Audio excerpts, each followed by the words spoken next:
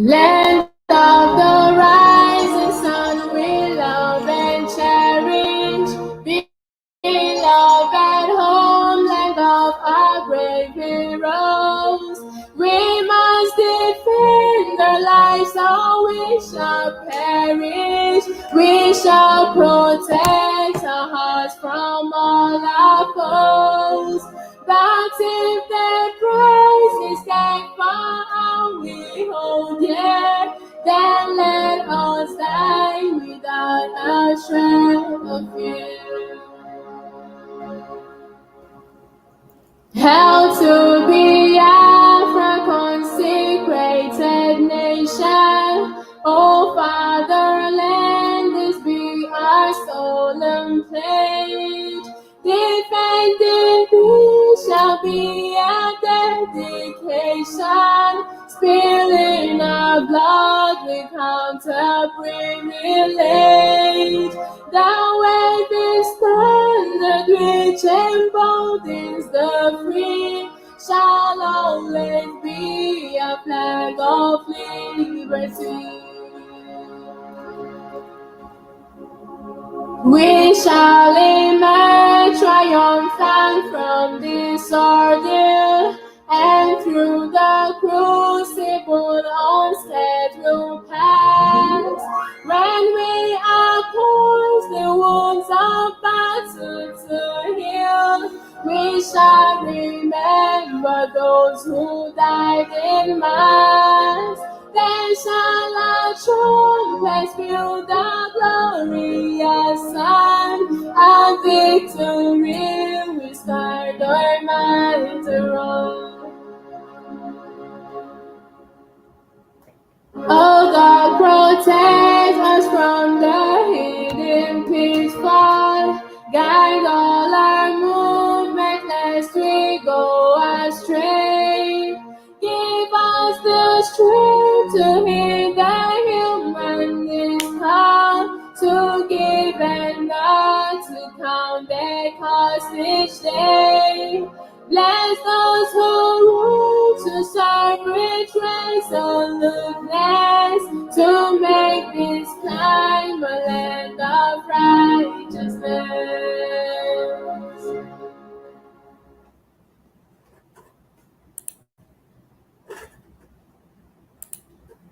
Without fear before our enemies, we have sworn an oath to restore Biafra, or we die in the process. There will be no retreat and no surrender.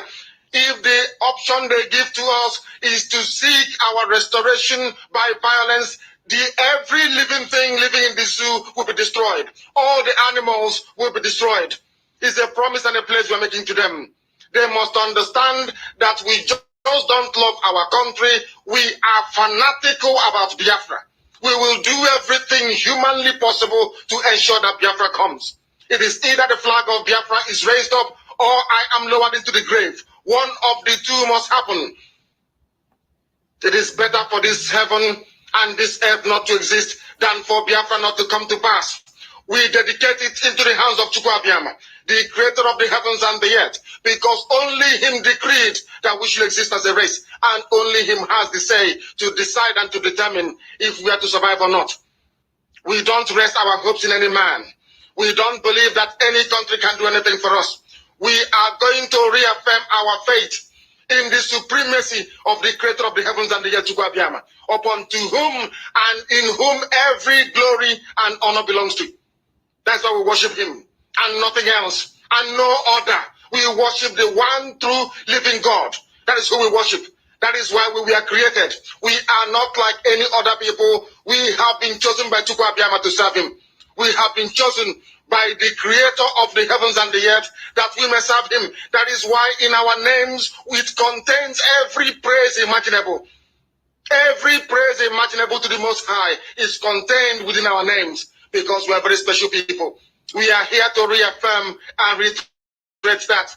We are here to ensure that this very march towards our freedom cannot be hindered. Any obstacle on our way, real or imagined, man or woman, adult or child, anything it is, once you are an impediment to the restoration of the sovereignty of Biafra, you will be destroyed completely and totally. in every way imaginable. We do not forgive. There is no forgiveness in our dictionary. We are here to ensure that the death of 3.5 million people is not forgotten. It is to them that I owe every ounce of loyalty and obligation. They are not here to offer any advice or to ask us to forgive Gowon. They are not here to ask us to forgive Haruna. They are not here to ask us to forgive the Yoruba people and the Awolowo family. The reason why we exist is to ensure that their memory, that they can never ever be forgotten, that their memory will linger on forever, that as long as man walks this earth, this world will remember the 3.5 million people that they killed, men and women that did nothing, children that were innocent. Their only crime is to be blessed by God. That is the only crime they have committed. As those children were being slaughtered, as they were being stabbed to death, by a very wicked and cruel world, spearheaded by Awolowo. Everybody looked on and did nothing. Instead of them to help us, they ensured that our absolute blockade from land, air, and sea was absolute, that we may die, that the children of God may die. But lo and behold, Chukwuabiama determined that we cannot die, that we cannot perish, because we are his own. Despite all our iniquities, despite all our sins, he made us in his image. He gave us that very edict to worship him, and that is what we do every blessed day on this radio station, without fail and without the fear of any human being, talk less of an animal in the zoo. We are here to worship Chukwuabiama. For those who don't understand what Chukwuabiama means, he is the creator, the supreme creator of the heavens and the earth. And to him we owe everything that we are. And upon him and without fear. Good morning, good afternoon, good evening, great Biafrans, wonderful people of Biafra, friends of Biafra, and lovers of freedom. I am back once again, and my name remains Mazi Ohaneze Ndigbo President. On this platform, as it is hot, Biafra Television, on this platform, on Exodus Biafra Television, we are live and we are direct. I know that so many of you have been missing this program as it is hot. And today, I have come back to you with full force. This time around, I've come back to you with full force. I mean with full force. If the strength which I used to serve and work for Biafra before now was 70%, now I have increased it to 95%. I repeat, I have increased it to 95%. The reason why I'm telling you this is because right now as I'm speaking to you, we are live on Exodus Biafra Television. We are also live on As It Is Hot Biafra Television. We are also live on President Chukwuabiama President Facebook wall, and we are live on YouTube on Biafra Television, Exodus Biafra Television on YouTube. That means we are in so many platforms right now, streaming live and direct at the same time. So if you are not watching us on Exodus Biafra Television, you must be watching us on As It Is Hot Biafra Television. If you're not watching us there, you'll be watching us on YouTube, on Biafra, on As It Is Hot Biafra Television, or you may be watching us on Prince Darlington Facebook wall. You see, we are expanding our coast because as day goes by, as days pass by, the struggle are beginning to be more intensified, and things are beginning to happen. And because of the kidnapped of our leader, they kidnapped our leader. Now they have devised so many plans and means which they want to unleash. They want to unleash them, and they're already putting them on the public domain. But they forget that people like myself, Ohaneze Ndigbo President, is here to begin to face them squarely and to begin to debunk all their lies and to begin to narrate, narrate things the way it should be. We are here because Biafra must be restored in our own time. And if you are a Biafran, wherever you are watching me from, I want you to pay attention and share this program. If you are watching us live on Exodus Biafra Television, share this program. If you are watching us live on As It Is Hot Biafra Television, share this program. If you are watching us on YouTube, share this program. I implore you to share this program extensively because of the kind of information you are going to get from this platform. And I want to pray a very short prayer. Heavenly Father, King of glory, the immortal and the invisible God, we, your children, have come back to you today again. We praise you, we worship you, we adore you. There is no other God on this planet Earth or in heaven that we call upon apart from you, Chukwu Okike Abiama. Father, we ask that you come and take preeminence over our lives, our endeavors, and over this program. Lord, we commit our leader, Mazen Namdekan, in your precious hand. Whoever that is in charge of whatever that goes into his mouth, we commit that food, that person, in your precious hand. Because whatsoever that is committed unto your hand will never lost, neither will he rust. Therefore, Lord, we commit our leader, his health, his life in your precious hand. No evil man shall come close to him. Any man, any woman that is sent to him for destruction, once they set their eyes on him, once they hear his name, once they come close to him, they shall all stumble and fail. Instead of them hating him, they shall love him. Father, Lord, you did it before and you're going to do it again. He was arrested before and you rescued him from the lion's den. He was arrested for a second time, you rescued him from the lion's den. This time around, if you are the same God of yesterday, today, and forever, if you are the same God of Biafrans, if you are the same God that set the Israelites out of the land of Egypt, if you are the same God that giveth life to whom you want to give it to, and taketh life from whom you don't want to have life, please, God, we call upon you this time around, this afternoon, this morning, this evening, all over the world, IPOB family, wherever we are gathering, we are calling upon you to repeat that great miracle and in a different dimension. This time around, Mazen Namdekan is going to come out of the prison with Biafra. We thank you so much for the life you gave to him. We thank you so much for you never allow our enemy to triumph over us. We thank you so much because you never allowed them to kill him in Kenya. Father, Lord, you say that you cannot send your child on a battle without backing him up. And this is the reason why we are calling you this afternoon, this morning, this evening, to come and take preeminence over his life. Come and take care of that case that the enemies are piling against him. Let there be confusion among them all that want him dead. Father, Lord, we thank you so much because we know that with you all things are possible. Father, you know that you are the God that created us. You created Mazen Namdekan for a purpose, which is the restoration of Biafran people. And he is a man on a mission. We thank you so much for answering this prayer because at the end of the day, your name will be lifted above every other names. Every honor and glory shall be given unto you. Every man, every creation shall confess that you, Chukwu Okike Abiama, is our God, our healer, our protector.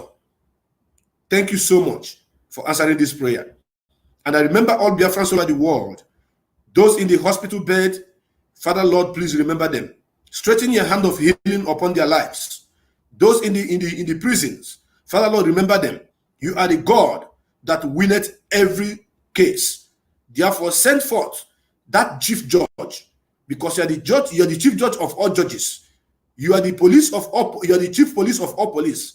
You are the chief army staff of all army. Therefore, take care of their cases wherever they are. In the name of Chukwu Okike Abiama, we pray. He said. Yes, once again, we are back on this platform. My name remains Ohaneze Ndigbo. We are moving on speedily on this platform as it is hot. Biafrans, I want you to pay very close attention and share this program because on this platform, we don't lie. Every information you get from this platform is truth and nothing but the truth. Because we have continuously saying the truth, that is why our enemies are trembling and they are falling. Because we have continuously bombarding them with truth. Only truth is what we have as our own weapon to restore Biafra. And that is the reason why Biafra shall be restored in our own time. Therefore, my brothers and my sisters, if you are watching this program from America, from Europe, from Asia, from any African countries, I want you to pay close attention. There is a special announcement that I want to make before I go into the business of the day. We want to put it on record for the world to know what Nigeria DSS are doing in Biafra land. We want to set this pace and set this record straight that the international community, European Union, African Union, American congressmen, we are always calling on you on this platform, the Democrats, to stand up to know the impunity, the abduction of parents, families, and children going on in our land right now. The Nigeria DSS, the police, and the army have devised another means that when they look for any principal officer of this movement, and if they don't see them, they go to their homes and they kidnap their children and their wives. When they look for any member of this movement, any principal officers of this movement, and they don't see them, they go and kidnap their parents, and in some cases, they kill some of them.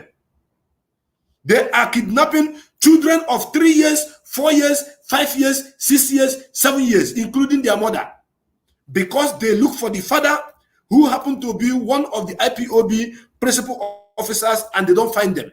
Now they are going house to house, kidnapping such people's children and family members, taking them to unknown destination. Some of them, they take them to the police station and lock them up.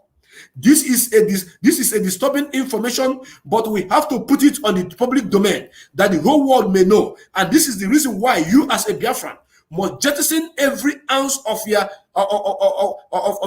jealousness, every ounce of your jealousy against me, against Mazi Nnamdi Kanu, against everybody that is working assiduously to make sure that Biafra is restored.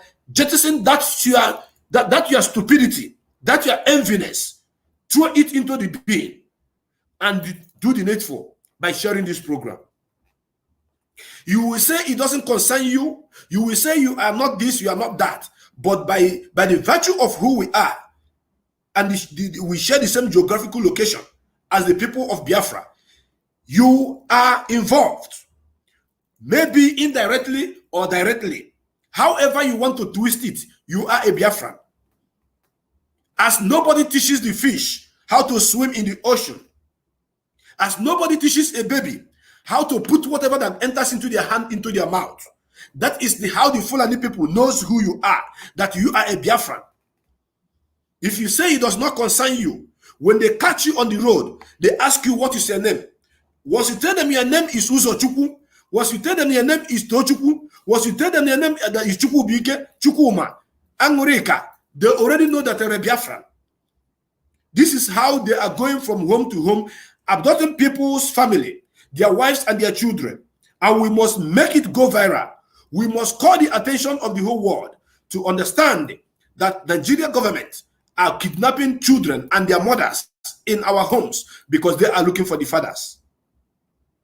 This is a very important information and announcement that we have to put out in the public domain, that the whole world may take cognizance of these acts going against our people in our land. Therefore, if you are a brother or a sister who is a Biafran, who loves freedom, you have to stand up now, support this movement, and share this program. Because upon the flag behind me, that I took oath of allegiance that I will never betray this movement. I will never do anything that will endanger the life of every principal officer. I will stand shoulder to shoulder, side by side, with Mazi Nnamdi Kanu and all the principal officers to fight until Biafra is restored. Yes, that is where I pledge my own allegiance. On this flag, the red that represents the blood of our people that have been killed since 1945 up to this moment. The black that represents the black nation, the black people, the original of creation, the kings and queens of melanin, those that God created before every other human being. The green that shows that we have a very beautiful vegetation and shows life. That is what we are talking about now. And the yellow, half of a yellow sun, that shows light that comes into the darkness. That is what it represents. And upon this flag that I've just explained to you now is where I say, Mechukwu Kikabiama, help me to fight this battle until it is won. All of us knew that Mazi Nnamdi Kanu was kidnapped in Kenya and brought to Nigeria against his wish. All of us know, the whole world know. And the case is going on. International community are asking questions. People from different sides of the world are asking questions. And the questions is going, and question is coming out from every angle. And people are saying, if they can go as far as Kenya to kidnap Mazi Nnamdi Kanu and brought him home, and brought him to Abuja, why can't they use the same force to go to Sambisa Forest and arrest all the people that are killing and ransacking homes of their fellow brothers and sisters in the north? But that is not the topic for the day. But before we go on this platform, I want you to share. I want to play one song. When I come back from that music break, I will go into the detail of why I have brought this. I want to bring this program to you. And that is about Hoscon. Hoscon is a Fulani coined organization. They brought people together and they want to use them to deceive the whole world. And they want to use them as saboteur against our struggle for Biafra restoration. And guess where they come from? From the riverine area of Biafra. I am going to deal with it when I come back. I want you to listen, sit back, share this program, relax, and get a cup of water for yourself. Thank you.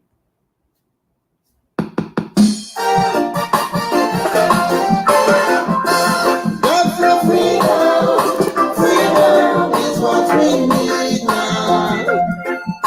Freedom is what we want now. Freedom is what we need now. Freedom is what we want now. Calling the United Nations to set my people free.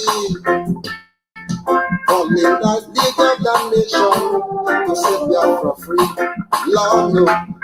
Calling the African Union, talk about my freedom. I'm calling the foreigners of the world to set Biafra free. Lord, for so long now, they will suffer in Egypt. They turn us as slaves in our fatherland. Oh gosh, we cannot find ourselves as a free mankind. Tell me why. Tell me. Freedom is what we want now. Freedom is what we need. Freedom is what we want now. Freedom is what we need. They say hunger is the weapon of war. Much atrocity and committed against my people. And still we are struggling, fighting for survival. Oh gosh, can't you hear my cry? The bison and they have their freedom. The fishes in the rivers, they have their freedom. All nations in the world, they have gained their freedom. Why can't Biafra people gain their freedom, Lord? Biafra freedom is what we need now. Freedom is what we want now.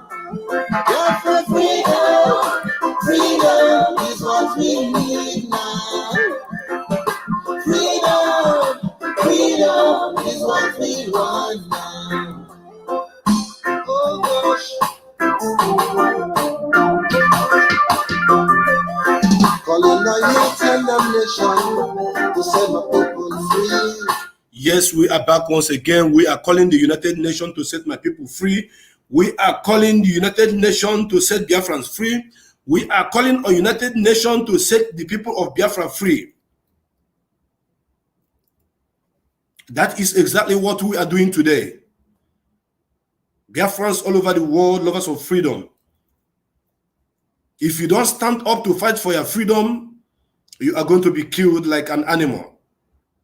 Don't forget that Mazi Nnamdi Kanu told you that they are coming. And when they come, they are going to kill you.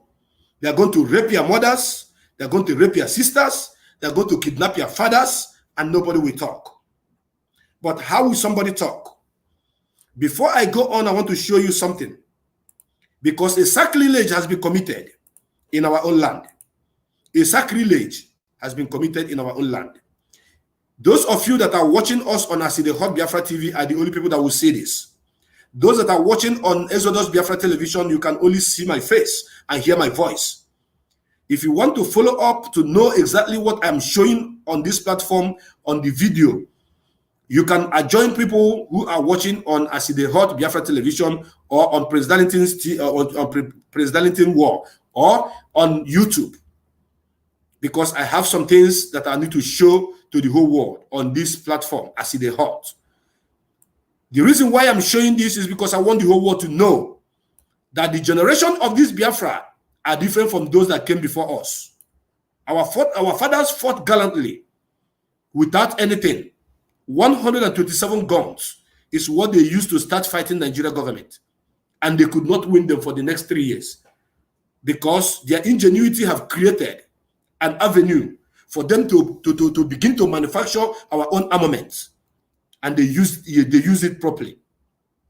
When you are watching this platform right now, if you are watching us on Aside Hot Biafra TV, I want you to look and see where a king, they call him Eze Nwachukwu, was kneeling down before an emir, a Fulani emir, an emir that Hey God. I'm showing you all this because I want to build I want to make a foundation. I want to build a preamble on this platform. This is a sacrilege.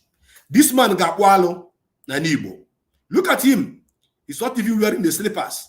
He went on his knees talking to Fulani, Sultan of Sokoto.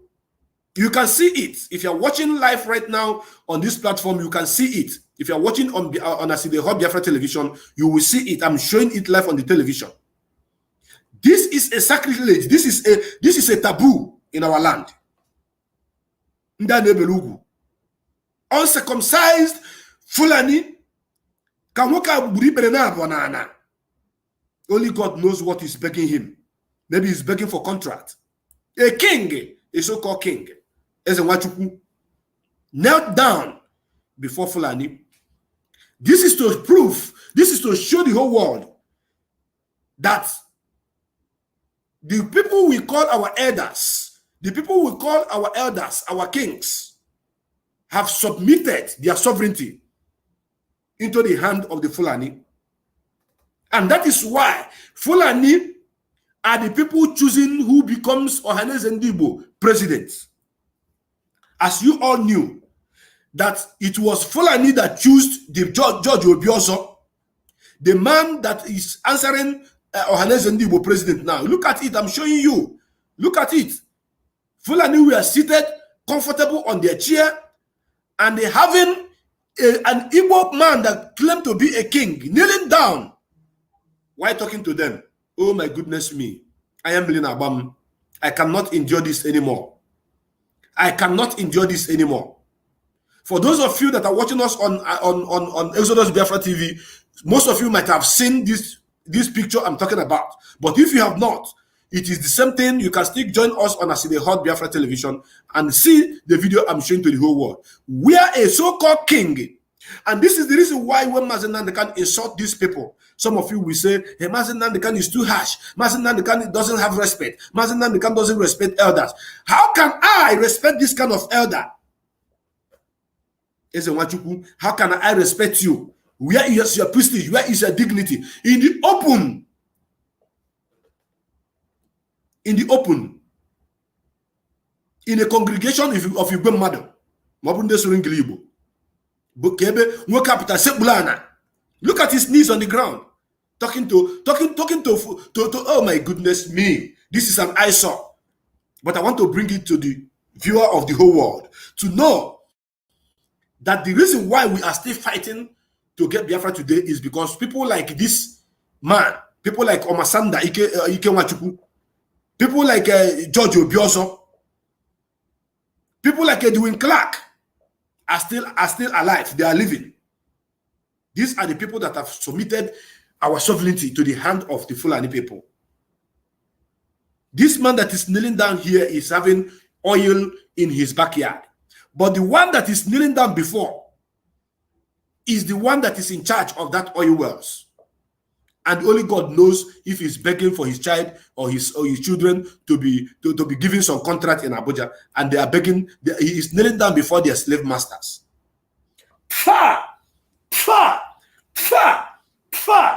Abubumaso ahanano bosinano. Abubumaso nania klienu konofu. We are a king from our great Igbo nation, the great Igbo people, the most intelligent creation on this planet Earth, the most industrious. Oh my goodness me. How can you compare this man that this so-called Eze Nwachukwu is kneeling down before with a king in Igbo land? I don't know if these are one of the kings that say, one of the people that claim to say we are king in Eze Ndigbo in Kaduna, Eze Ndigbo in Kano, Eze Ndigbo in Lagos, Eze Ndigbo in Abuja, Eze Ndigbo in Lokoja, Eze Ndigbo in Guso. Maybe that is the kind of Eze Ndigbo that this man is.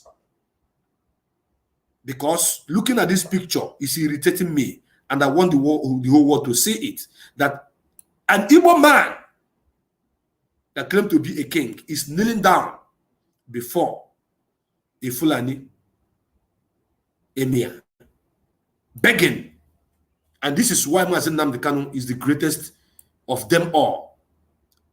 The greatest Igbo man alive, the greatest Biafran man alive is Mazen Nnamdi Kanu, because he refused to bow down before these people. He refused to sell our sovereignty to the enemy. Our freedom can never be exchanged with any oil contract. Our freedom can never be exchanged with any contract in Abuja or wherever in the world. This is a so-called king kneeling down before a Fulani emir, begging him. Have you seen the reason why these people are still intimidating you, kidnapping your children and your wives from your homes, and they are talking nothing, they are saying nothing? When Mazen Nnamdi Kanu come to tell you that all these Ohaneze Ndigbo, they are not to be called Ohaneze Ndigbo, but Ohaneze Ndatoro, they will be crying. Why is he insulting us? Why is we are supposed to be? He's supposed to be respecting us, so that we will tell him how to do the struggle. Now that Mazen Nnamdi Kanu is incarceration once again, the Ohaneze Ndoshi Nandama and Ndatoro cannot come out to do something good. I saw the statement they make the other day that they're going to bring lawyer that will talk that will defend Mazen Nnamdi Kanu. Have you defended your own children first? Your own children, you have not defended them, and this is the reason why. When they look for an IPOB member and they not see, they go and kidnap their wife and their children in Biafra land. Currently, that is what is happening now. So now tell me, this man that is kneeling down talking to this Fulani man, how can he come out in the open boldly to speak and ask after his children that have been kidnapped by the same Fulani government? Is it possible? No is the answer. It is not possible. It is not possible. He cannot stand tall to ask question. Why are you kidnapping our children? Why are we killing our young men? He cannot. Because already his attitude on this picture I just showed now have proven to the whole world that most of them have already, confirmed themselves as slaves to the Fulani. But we, the youth, this generation, we never, ever, ever submit our sovereignty or our loyalty to any Fulani man. You all know that when it comes to the quota system, they take the biggest cut. You all know that when it comes to education, cutoff mark. They have the lowest score. You have the biggest score. You all know that when it comes to government job creation, they have the biggest lot. They are all occupying all the positions that belong to those that have something upstairs. And look at how this man is kneeling down. Kneeling down. Begging a man that he's better than 1,000 folds. As if that is not enough. The reason why I started with this man is because I really want to touch the tail of those that think they are tigers from the riverine area of Biafra. And I want to start with my own Igbo-speaking Biafran so-called king. So when I enter into the domain of those who have been preaching all this while, asking that they should stand up and support this movement, when I enter into their domain, when you start crying, you will remember that I first shredded those that pretend to be our king from Igbo land that are messing around. It's a taboo.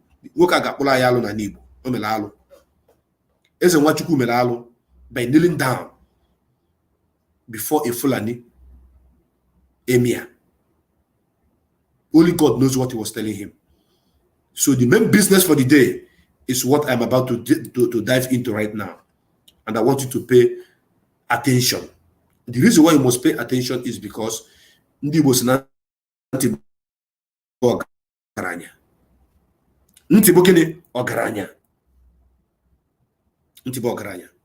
So you have to pay attention because of what I'm about to show you. If you go see this afternoon, when you listen to it, some of you will cry. Myself, while watching it, if I tell you that I did not cry, I'm a liar. It is these people that they call themselves Hoscon. Hoscon is what? Let me give you the interpretation of Hoscon, what they meant. Because Chineke on the Oku, Mazen Nandekanu is fighting for Biafra to be restored, that everybody can go back and enjoy whatsoever that God has given to them in their own land. Why some idiots are parading themselves as elders? They say their name is Host Communities of Nigeria Producing Oil and Gas. Host Communities of Nigeria Producing Oil and Gas. There is no host of Nigeria. There's no host of Nigeria diamond and gold producing communities constituted in the north. No. The diamond and gold that is found in Zamfara belong to the states of Zamfara. It's not a national cake. But the oil in the place they call Niger Delta, in my father's backyard, is for the whole Nigeria. And when we raise this point, when we raise all these points, nobody is talking. They are all afraid. Now, this host communities of Nigeria producing oil and gas, I want to ask, who created it? Who constituted this nuisance? These ill-mannered human beings, these buffooneries that doesn't know what slavery means. And I'm about to educate them. I'm about to wash their brain clean on the meaning of slavery. This is a modern day slavery that these people have finally found themselves in. Led by this man that I don't even know his name. Please, if I begin to play this video, I want you to pay attention because I will not allow him to talk finish. When he's talking, I'll be analyzing. And I want you to listen and listen good. If you know the name of this man that have caused this, that have done this evil in our land, please, I want you to help me. I want you to help me. I want you to help me type his name that the world may know what we are going through. We are fighting tooth and nail to have Biafra restored. And some idiots from nowhere is coming in with their nonsense they called Hoscon. Bringing the people. Listen to this man, please. I want you to listen to this man. Listen. Of veneration. A hand of to the federal government of Nigeria.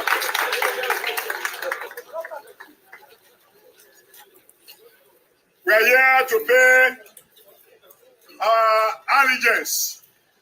Are you listening? They are here today to pay allegiance. Listen and watch his hand, how he's shaking, like somebody who have Pakistan syndrome sickness. That's to tell you that this man is saying this thing under duress. He have collected money and they have been choosing to do this, and he's doing it. And watch his body language. Look at his hands. Our vote of confidence pass on Mr. President. Can you imagine? Their vote of confidence pass on Mr. President. They are here to pass a vote of confidence on Mr. President. Do you know how many thousand people that have been killed since this APC government took over? And this man is passing vote of confidence on him. I want you to listen more, because this is the reason why I am hosting this program today. And I'm going to shred them to the last letter. We are here to support the war against corruption. We are here to support the military government, the military of the federal government of Nigeria. Are you listening? They are here to support the war against what? Do you hear what he said? And to support who? Are you listening? They want to support the fight against corruption and the military government of Nigeria, the Nigerian army. That is what they are here to support. And where and how that support is coming is going to shock you to your bone marrow. I want you to watch. The army, the navy, the air force, the police, and the paramilitary to join hands with them to fight the war against insecurity, banditry, agitation for skinheadism, subsection. We are saying no to all that in Nigeria. Nigeria will remain a strong, one undivided entity. Do you know how many millions that have been spent for this man to do this thing that he's doing now? Do you know? Millions of amount of money was mapped out for this man to do exactly what he's doing. And the person that orchestrated the plan that you are seeing on this platform as it is hot right now is the one you call Omagege. I think from Warri. Senator Omagege is the one that brought this idea that the people from the so-called Niger Delta money should be mapped out for them, and they should bring some youth who are jobless, give the uniform, pay them amount of money, and place them on salary, then to gather them to make a declaration that they are against secession, they are against anything that it has to do with the division of Nigeria. They are trying to send this signal to each and every one of you that the people of the so-called Niger Delta are with Nigeria government, that they don't want anything kind of intimidation, that kind of division. But guess what? These are the same people that are saying Ijo Nation now. Katrina Lang went and called them and told them to go and organize the Ijo Nation crusade. That was why she was in Port Harcourt last time. In case you don't know, she went to meet them to tell them that she'll be talking about Ijo Nation, so that there will be division among them and our people. And this is one of the reasons why I stand to say, our leader, if these our brothers from the riverine area cannot stand up and support our movement, for us to have a Biafra where they can control their resources and not be a guard, a pipeline guard for the Fulani people, then let us go as Igbo people, Igbo Nation. In Biafra, in the name of Biafra. Because when you mention the name Igbo Nation, all the Igbo people who are carved out of the core Igbo land will raise up their hand through referendum. And now I want to listen to this man. I want you to listen. Nigeria, they are clapping for him. A country to be envied. You see? Envious. Look at that one that is pregnant behind him. These are part and parcel of the sponsors of this rubbish. Look at him. He have eaten. He have become a bloated toad. Look at that one behind him. These are where they are stocking the money that they are supposed to build road, build hospital, build, give you better infrastructure, and build good schools. Look at him behind. They are cutting deals, spending the money for themselves and their children. Now carrying some useless youth that doesn't even have job. They sew uniform for them, buy shoe for them, and now they are parading them, showing that they are talking about one Nigeria. Listen to this old fool. Listen. We're here to have a general national passing out parade. A general national passing out parade. You can imagine that grammar. A general national passing out parade. A general national passing out parade in the so-called riverine area. If you are from Ijo, if you are from Ishekiri, if you are from Anang, if you are from Igodomigodo, all these people that they carve out and call South. I don't owe you any apology on whatever I'm going to say in regards to this video.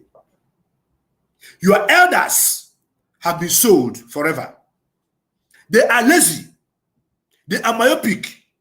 Our own elders have been sold too.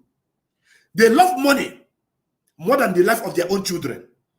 And now they are using the impoverishment of your people from that side of the world to, confuse the gullible ones, giving them peanuts, turning them to pipeline guard.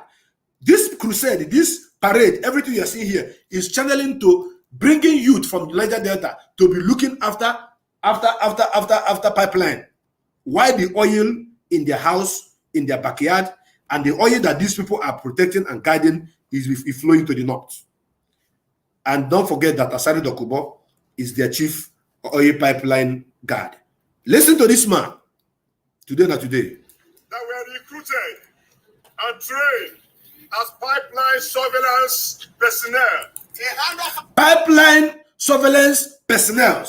Their children were recruited as pipeline surveillance personnel. Why the children of Fulani herdsmen are not recruited as pipeline surveillance personnel, but as Bugatti Veyron riders in Dubai, as Maserati race car owners in Dubai, as they are living their life as kings and queens, attending best universities in the world. That is for those of them that their parents are educated. But their own children are going to be pipeline surveillance personnel. Hey!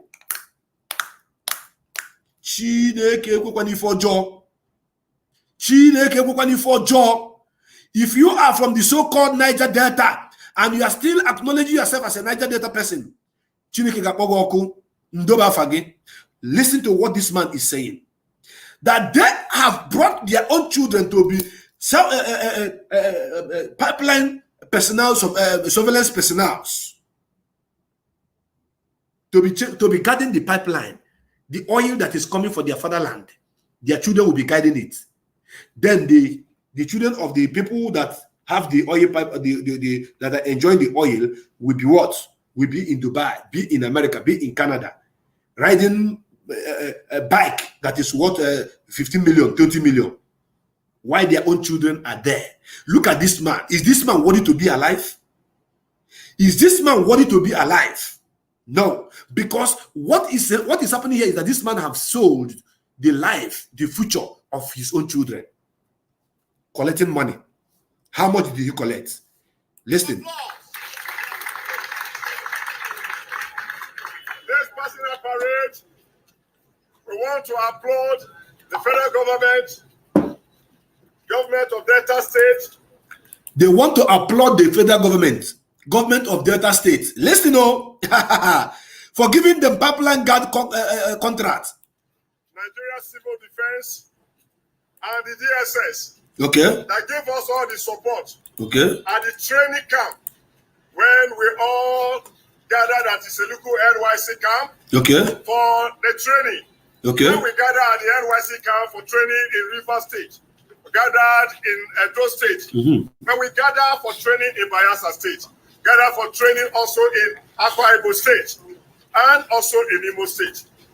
We have gathered everybody here together to say that today is the day of your passing out. Okay. Your passing out parade to go. Can you one idiot is background saying a hand of applause that they gathered in Imo State, they gathered in Delta State, gathered in River State, in Bayelsa. You mentioned all the states where they gathered, and the DSS. And the police and the army and what have you, they put them together and gave them training, and they sew uniform for them. And today, what was the gathering all about? They give them training to come and be guarding pipeline. This is modern day. This is called modern day slavery. And the saboteurs. If your child, if your daughter, if your son is among these people, know you that you have another big saboteur in your community, in your house. And now I want you to continue listening to this man. And one idiot will say a hand of applause. They will do pata pata pata. They will clap. Listen. Hey, Agoro. To fear. We are here for the passing out parade in order to ask you to give you a march order to go to the creeks. Are you listening? They are passing out this parade to give a march order for you to move to the creeks. Saboteurs, we have gathered these saboteurs, we have given these saboteurs a uniform, we are paying them to go to the creeks, to march out to the creeks, to go and be safeguarding pipeline, which is the oil that is coming from that pipeline. The minor of Okrika doesn't have even one oil well. The king of Monokiri doesn't even have one. What oil? The king of the Olu of Warri does not have one oil well. But the children of Warri, the children of Amainabo of Okrika, the children of all these places where this oil are coming are have now been gathered, given training to go into the creek, to begin to monitor, to begin to safeguard the oil that is coming from their own father's land. And the owners of the oil, they are the owner. Their fathers are the owner. But the people who are in control are the Fulanis from the north. And the children of these Fulanis are enjoying the oil while they will be in the creek fighting with crocodile, taking risk day in and day out, to be monitoring, to be looking after those who may come and bust those oil pipeline. Is this not the biggest shame of the whole universe? I was saying that a king was kneeling down before a Fulani man. This one is worse than kneeling down before a Fulani man. This one is a complete sabotage. This one is complete slavery. This man have already, everybody that is in this uniform now is already a confirmed slave of the Fulani. Listen to him. Go to the rivers. Go to the rivers. The mountains, the forest. The forest. Niger Delta area. To come out all the illegal refinery. To come out the tips. That they should go into the forests and go and fish out all the illegal refineries. That means they know that there's something called illegal refineries. There are people who are refining oil in the bush because they are not getting their own fair share of the oil. Now, this old man that his hand is shaking like a Pakistan syndrome patient is telling, have gathered these people, go and look for that your brother that is mining the oil illegally. Come and report to us that we may kill him. And you that they have gathered here, do you have schools? No. Do you have good roads? No. Do you have good hospital? No. What do you have? Nothing. And you are only going to be paid, maybe they will maybe paying them 10,000 or 20,000, maybe at worst 30,000. And now I want you to listen more. Of oil and gas. To come out those. Watch his hand, Biafrans, watch his hand. The way his hand is shaking. Okay. They are saying no to pipeline vandalism. They are saying no to pipeline vandalism. We are saying no to applicancy. We are saying no that we don't want to be idle. They don't want to be idle. So the work that you are giving to them is to go into the creek, into the bushes, to begin to look for those who are vandalizing pipelines, those who are doing illegal, who are refining oil illegally. That is the job that you want to give to them. Hi. I have said it before and I'm repeating it again. After this video, believe you me, I have lost confidence in the people you called the so-called Niger Delta people. I have lost confidence completely. How can these people, excuse me, does this man think before you come and face camera and be doing this rubbish? So you want to be useful. You want your children to be useful. Okay, what happened to, why is Shell not employing your children that are passed out as petrochemical engineers? Why is Ajib not employing them? I'm asking a question. What about Total? In the NNPC, why is it that it is the Fulani people that are in charge of NNPC?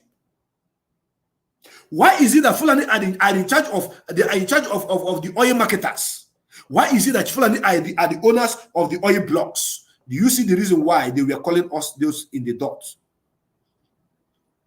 Those the dot in the cycle. That is the great Igbo nation that they are calling dot in the cycle. They know that we know that what they wanted is this thing that you see they are parading outside now. To own the oil, nothing more. That oil to own it.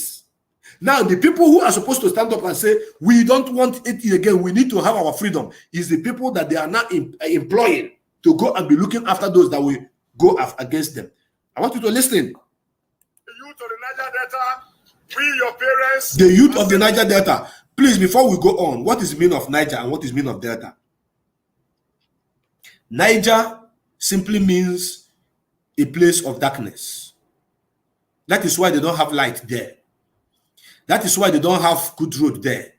That is why they don't have steady power supply there. That is why they don't have any infrastructure, no good hospital, common bridge to cross from one community to another. They don't have. Then what is meaning of Delta? A place where erosion dump debris before it flows into the high sea. That is Delta.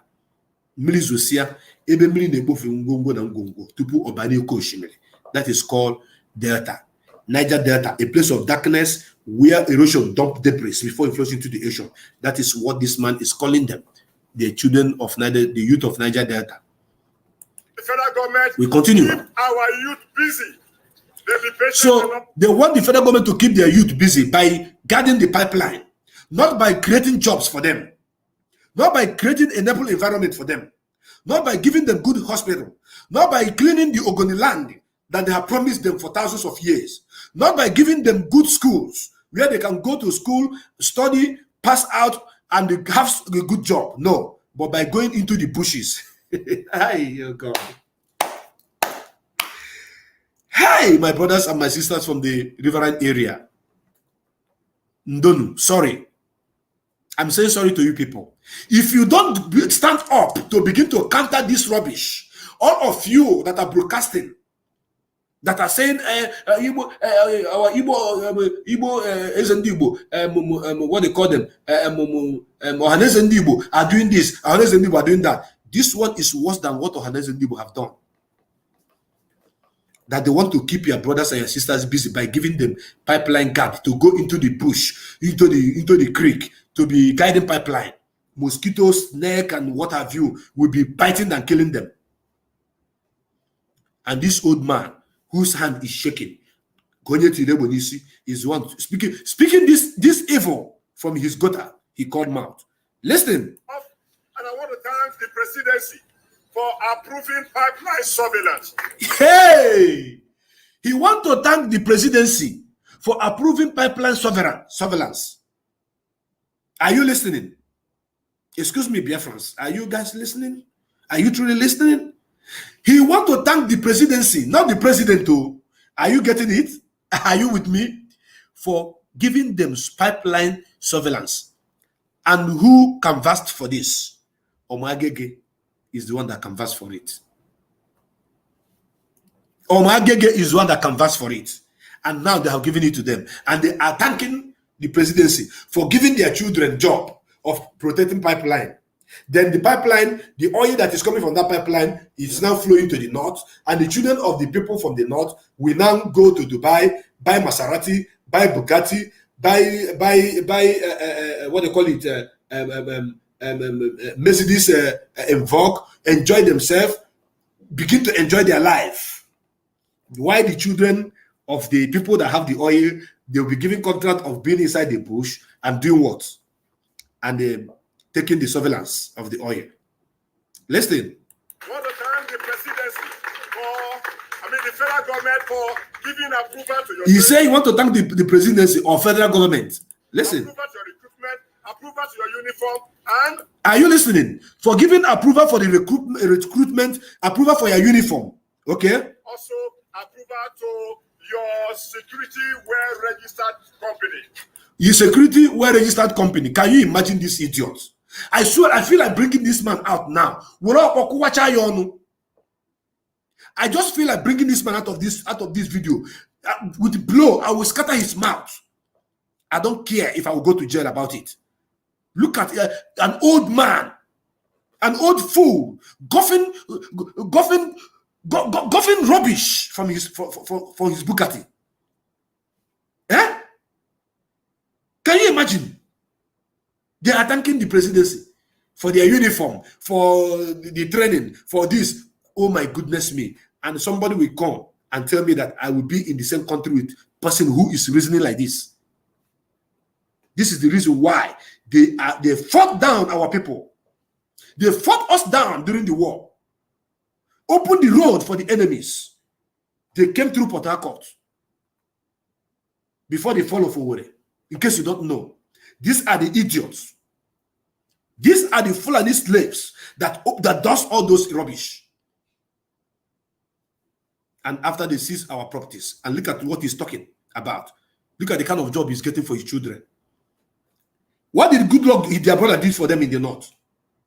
Goodluck Jonathan built schools in the north. Goodluck Jonathan was feeding the children in the north. Goodluck Jonathan built hospitals in the north. If you permit me now, I will go online now. I will search all the things that Goodluck Jonathan built in the north. Universities, secondary schools, primary schools, nursing schools. Goodluck Jonathan sold school uniform for them. Goodluck Jonathan built a lot of infrastructures for them in the north. Then what is the presidency doing for the Goodluck Jonathan village people? To give them surveillance job, to be guarding the pipeline. Let us continue. Hey, Ovuko. What we are waiting for here today is that. And one idiot is spending money. You see the hand of idiot is spending money. Are you good to go? You see? Are they good to go? They are good to go, good to go. And so many of them will go and die. Wave your hand. Can you imagine? Look at them. Look, hi, Chineke. Look at them. Young guys. Where is the brain of a black man?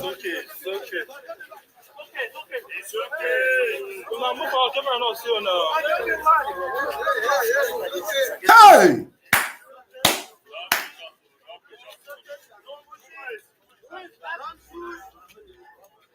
I couldn't sleep when I watched this last night. They are good to go to die. Are you in support of Mr. President Muhammadu Buhari? Yes. Can you imagine? We are passing a vote of confidence. Okay. On Mr. President. They are passing a vote of confidence. Mr. President that is killing you, that is destroying your land. Which Mr. President are you referring to? Listen to this idiot. We are not in support of Biafra agitation. Do you hear it? We are telling Nigeria that we are not in support of division or secession. Do you hear it?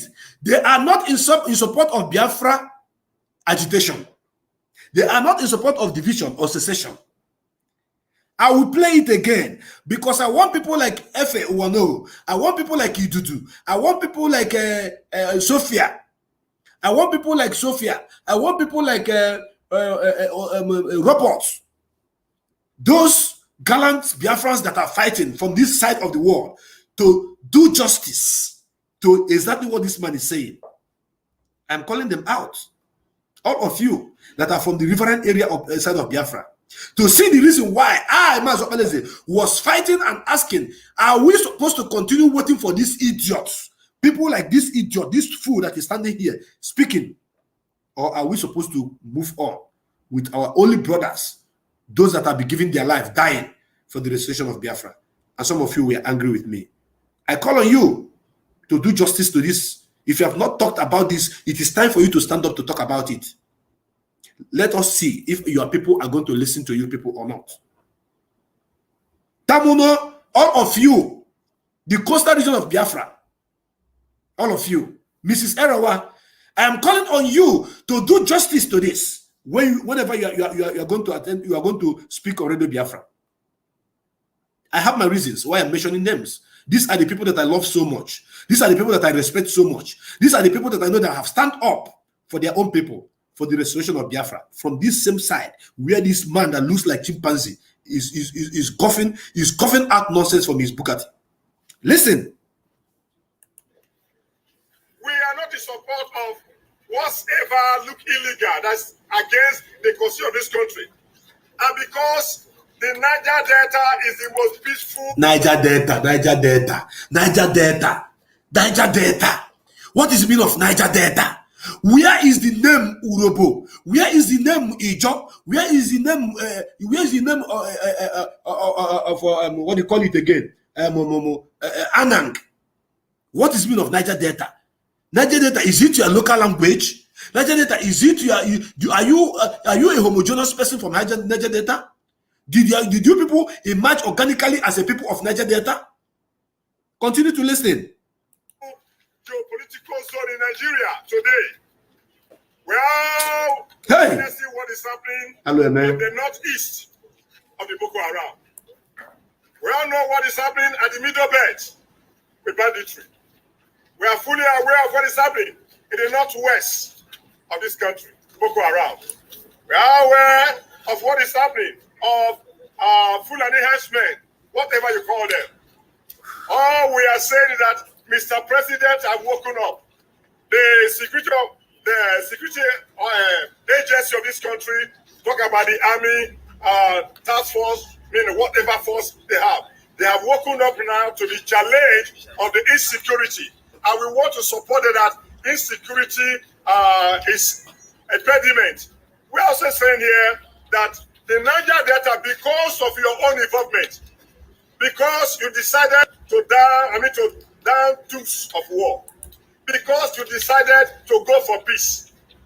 For the past 1 year, 2, 3 years now, we have what is known as national relevant peace in the Niger Delta region. The trouble in other regions after the siege geopolitical zone is less in the Niger Delta. Niger Delta is where you have the peace. Niger Delta is where you have the oil and gas for this country. I want somebody that is watching this program right now, please help me and type Fulani herdsmen killing in Niger Delta. I'm doing it on my own now. Let's go practical. Go to Google. Go to Google. Because sometimes the way to defeat these idiots, the way to trash their lies is to show the whole world. Only if Google had been removing all the killing of Fulani, the place he said that this is where they have peace. I want to prove him wrong. Hold on. Just hold on. Let me do my own research too.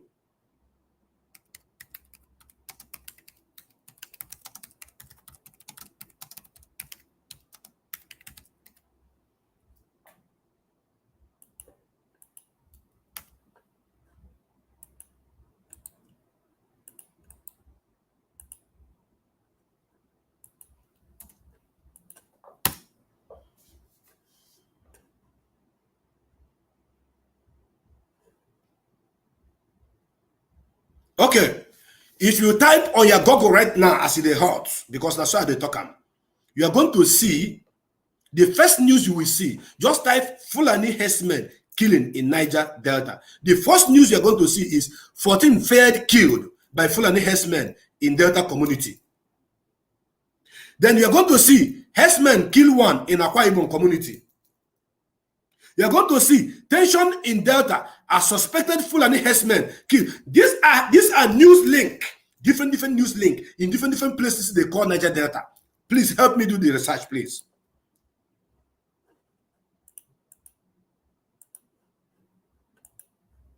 I want you to help me do this research. I beg you. Help me do this research, please. Just what you need to do is to go to your Google right now and type in Fulani herdsmen killing in Niger Delta. I want to use that word, Niger Delta.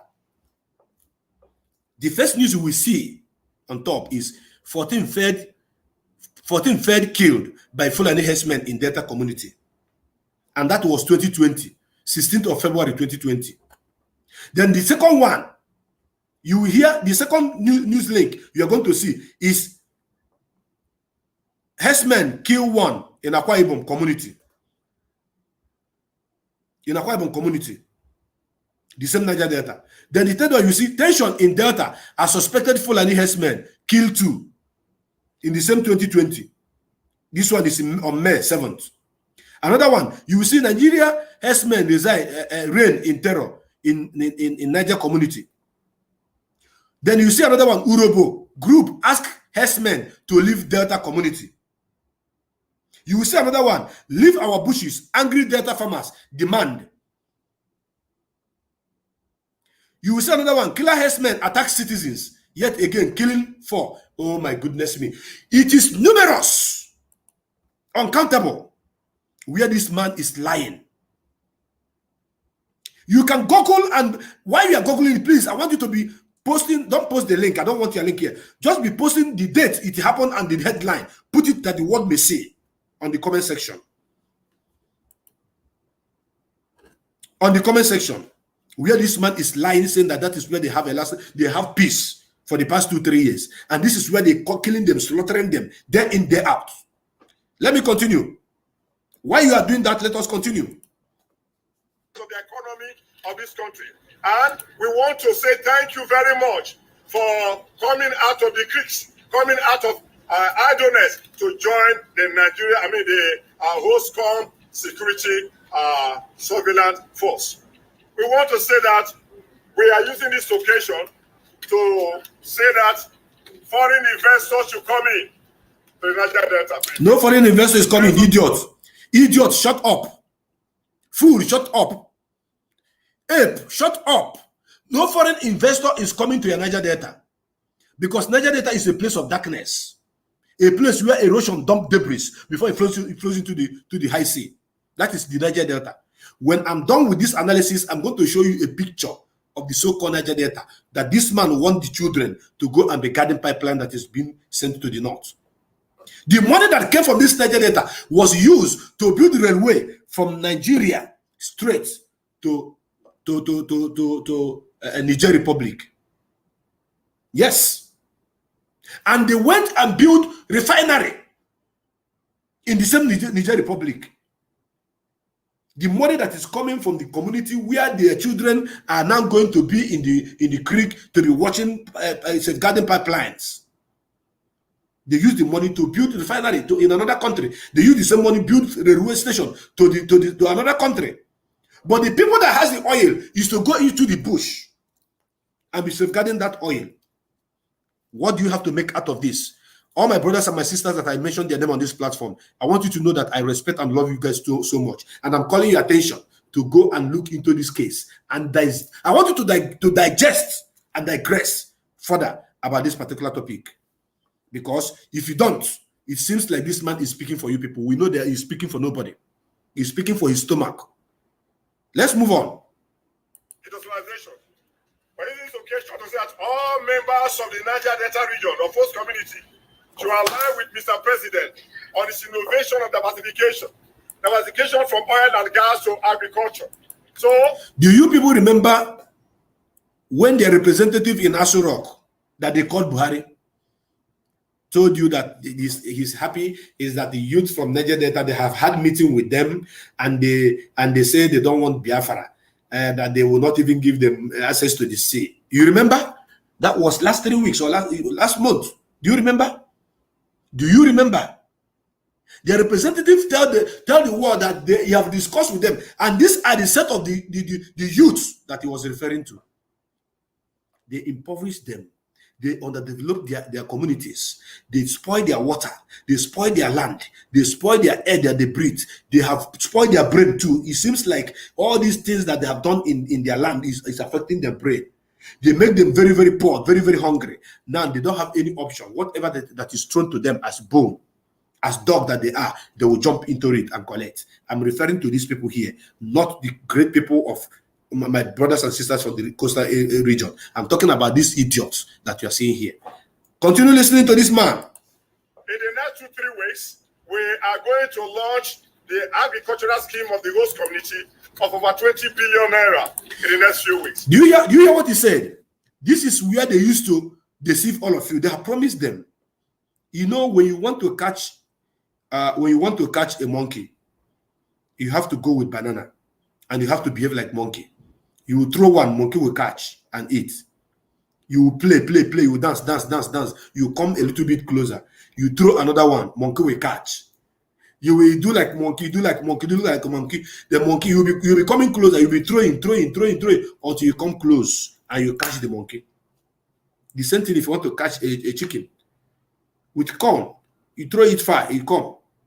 You throw another one more closer to you, it come. You do it until the fowl will come to your leg. You catch the fowl. Now they have promised them 20 billion agriculture projects in Niger Delta. Where is the land where they're going to do this agriculture project? I'm asking you. Which land there? Number one is that 75% of their land is on the sea. Their land mass. 75% land mass of the so-called Niger Delta, our Biafrans of the coastal region, is located on the high sea. That is why you can travel 4 hours from one community to another community on the high sea. You don't know that? That is why they look for the name to call them. They say rivers, because marriage is everywhere. And now they are promising them 20 billion naira agriculture projects. Now the remaining land, the remaining 25% land, take out all the developed area, all the urban areas, take it out. Maybe that one may occupy maybe like 10%. Then the remaining 15%, the oil spillage have destroyed it, finished. I'm going to show you. I'm not saying it because I want to berate anybody or I want to insult anybody. I'm saying it because what I'm telling you is the truth and nothing but the truth. Oil spillage have destroyed their land. You cannot cultivate anything and it will terminate. And now they have promised them a mirage 20 billion naira agriculture project. In the Niger Delta, are you listening? He said that federal government is saying in the next 2-3 weeks that they are going to have 20 billion naira to do agriculture in Niger Delta region. We are here, we are watching, and we're going to see how that 20 billion is going to be given to them. Their land has not been cleaned, Ogoni land, that they promised them. Why can't they use that 20 billion naira to clean that Ogoni land? They cannot clean the land. The land that is already pillaged, that is already destroyed, is where they are promising them that they want to cultivate something. How are they going to do that? I'm surprised. Now let us continue listening to this fool. Why you are here today is that when you are trained, you should have a certificate. If you go to when you are trained, you have a certificate of oil pipe guideline.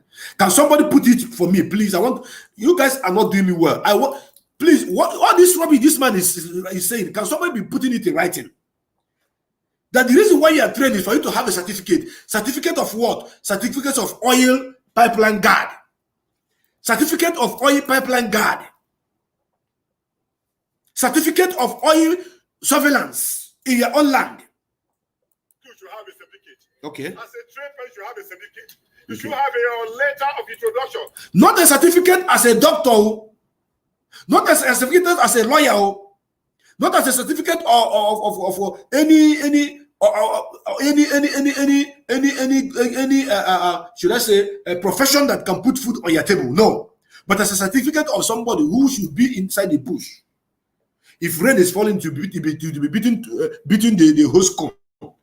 If the sun is shining, to be hitting them on their head. As normal slaves, as it was in 15th century in America. Why America, why the blacks that they took there were busy working in their plantations. The children of the white people are going to school, relaxing in their homes. That is exactly what is about to happen to these people. Listen, they want to give them the certificate. We want to give you your letters of recognition. And they are clapping. Do you see them clapping? The idiots are clapping. The monkeys are clapping. The bamboos are clapping. They are clapping.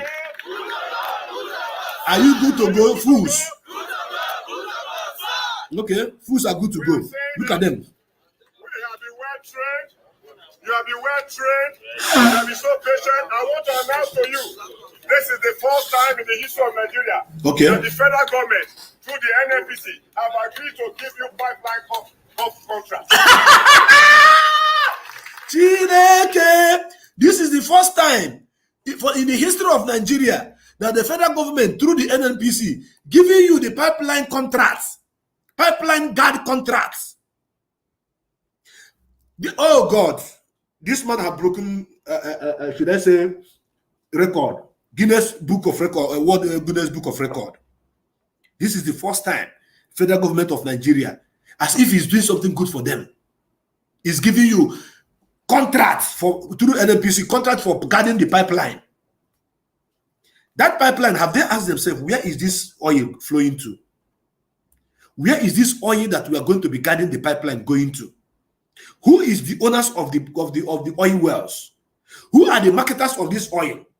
The NNPC we are talking about, who are the bosses? Who are managing the NNPC? None of their brothers, of all these fools, all these fools here. I know that some of them will watch this program, and I know I want to provoke them to realize that they are the worst fool, happy slaves in 21st century. And these are the move and the plans of Caroline when you went there to discuss with them. These are the plans. Let us continue. Following issue, there were some little cog in the wheel of progress. There were some delayed, but delays are never denied. You have been patient enough. In fact, I sympathize with you. And do you hear? They have been patient enough. They have been patient enough that now they have remembered to give them a job. And what is the job they are giving to them? The job they are giving to them is to go under the sun, under the rain, to begin to guard the pipeline, the oil that is coming from their land that belongs to them, to the north. And for the north to be enjoying, using the oil, developing their side, sending their children to school, building good infrastructure, and also impoverishing them and having them be in the bushes. That is it. And they are happy. They are thanking the federal government for giving them this kind of job. Hey, fear. You have been enduring enough. They've been enduring enough. Keep on maintaining this tempo of peace. Keep on maintaining this tempo of unity. Keep on maintaining this tempo of understanding. And sometimes you think that people that speak English knows what they are saying. Does this man understand what is really saying here? To maintain tempo of peace, to maintain tempo of togetherness. What kind of rubbish human being? Who gave birth to this animal that is speaking here? And who is he referring to? To his children that have won a contract of oil pipe guard line, the oil that is coming from their village, and they are clapping and they are happy, they are rejoicing that they have given them pipeline guard contract, which is what Asare Dokubo was enjoying before. They were paying him billions before, and they took it. It had been their inheritance to guard the pipeline, the oil pipeline that is coming from their communities. Continue. Intolerant. Don't join anybody for havoc. Don't join anybody for protest against police. Do you hear that? Police that is shooting and killing people. Please, I want us to Google again. Listen, I'm a practical person. Very, very practical. I want us to go to Google. Having Googled before, Fulani herdsmen killing in Niger Delta. I want us to Google again. Police killing in Niger Delta. Let us see if there's anyhow police have killed anybody in Niger Delta or not. The police is saying that they are not supposed to join any protest against them. Police killing in police killing in Niger Delta. I'm a practical person.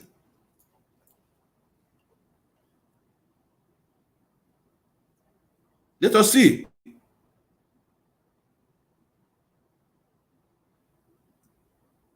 Let us see. You see what they post here. What they have here is that Niger Delta militant kill police. Now they will not write, because I know that police have shot people in Port Harcourt. Let me ask. In Port Harcourt, I am sure, 100% sure of that. I know about the news.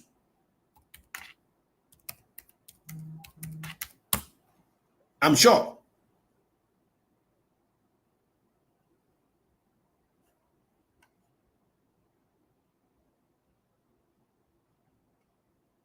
I'm sure.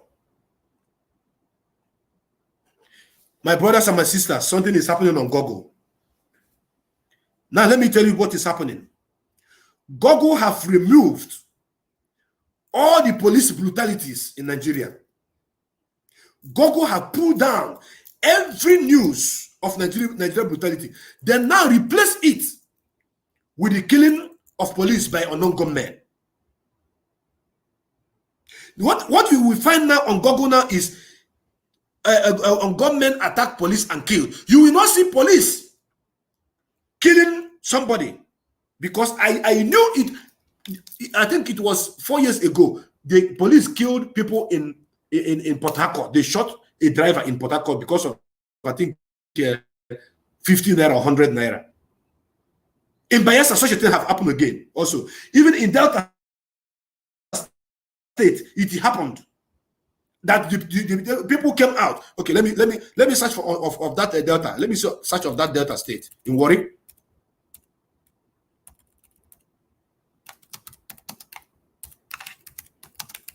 Practical.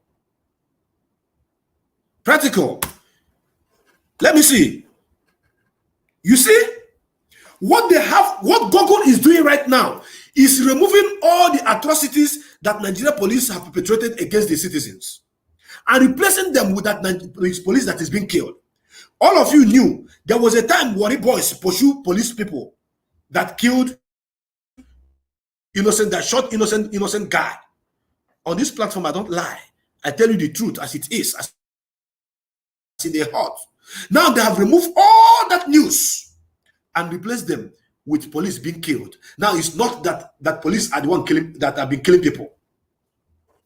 This is what we find ourselves in. Chineke. Hey! Google at home unebuta. Tata kamata na Google na all with Nigeria government. Okay. Okay. Let me go to Warri in particular. In Warri in particular, if I don't see that news, I swear to my Heavenly Father, I will never believe anything God will say again. I will never.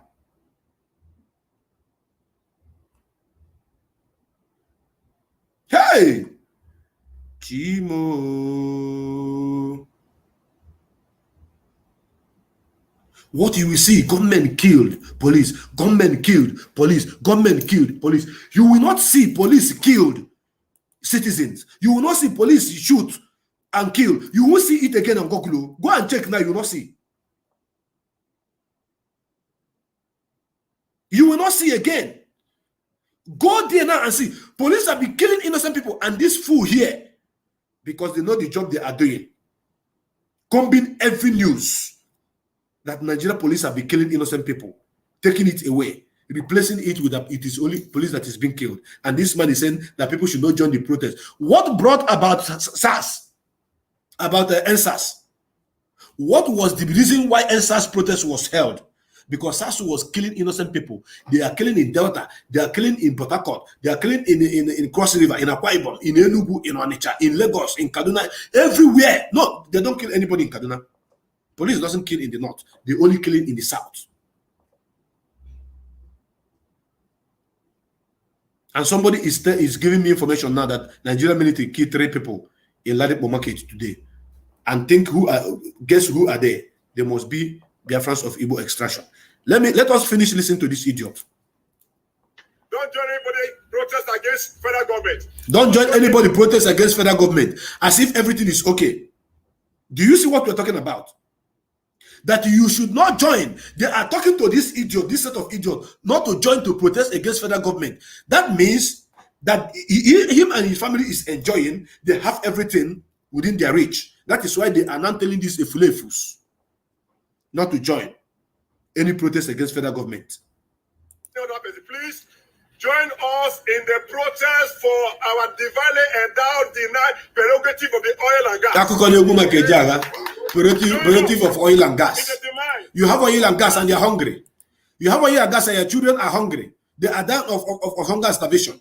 There is no better hospital in the so-called Niger Delta is mentioning. No, none whatsoever. None whatsoever. Go and see their roads. Go and see their road and see how they are suffering. They are suffering more than we that are in the hinterland. Listen to him. Fund, God fled trust fund. Join us in the demand of the control. The mind of the control as the Constitution as amended 1999, Section 162, subsection 2. The Constitution of Nigeria says 13% derivation is meant for you. Can you imagine? 13% derivation is meant for the so-called Niger Delta. And as I'm talking to you right now, if you go and check the communique made by the southern governors, they say that enough is enough. That percentage that is being slotted to them is too poor. That is, it's like a case of robbing Peter to pay Paul. How can you be giving 13% to the people that owns the oil? And how many percent is going to Kanu alone? How many percent is going to Kanu, only Kanu alone, that has 44 local governments? And that 44 local government, how many local government, if you bring Imo State, okay, let me leave Imo out of it. If you bring Bayelsa, bring River State, bring Cross River, put them together, they are not up to 44 local governments. Go and check. And the only one state they have, 44. And they are giving the 13%, and this man is trying to let them that is meant for you. Where are you using that 13% to do your job? And what is the name of this NDDC chairman? Is it Pondi or whatever they call him? Do you know how many billion that one stole? That they brought him to the house, and somebody was about to expose him, and they were saying, off the mic, honorable, off the mic. Have you people forgotten that their people are the problem their leaders are the problem of the people from this side of the world? He's telling them that they should stand and ask for that 13% derivation of oil share that is coming to them. 13%. And what have they done with that? No roads, no hospital, no good school, no job creation, nothing. Now the job they are giving to them is to go inside the creek, inside the bush, to go and be doing what? To be hunting their brothers who are out of anger, asking that, bringing down their installations. Now let's continue. It is meant for you because of the destruction of your fishing right. Okay, you see what he's saying? That the 13% derivation is meant for them because of the destruction of their fishing rights. Knowing fully well that they are fishermen and women. They have more sea, they have more ocean where they are fishing. So this 13% is meant for them to cover up that fishing right that they have. When you are polluting the waters and the fishes are dying, what is the 13% of the money you are making from the oil got to do with those who are living by the fishing? What are you supposed to do? Is it not to create job for them? Where are they getting that? Where are they seeing the job? How are they going to benefit from this 13%? Is it not their governors, their ministers, their senators that are eating this money? Is their children enjoying this money? If their children have been enjoying this money since 1999, as this man quoted, will they be asking them now to come out of the creek to come and take this job of oil pipeline guard? No. Common sense. Common sense. Let's continue. Because of the destruction of the ecosystem. The destruction of the ecosystem. So this man knew that the ecosystem had been destroyed. So this 13% of money that is given to them is what they're going to use to repair the ecosystem.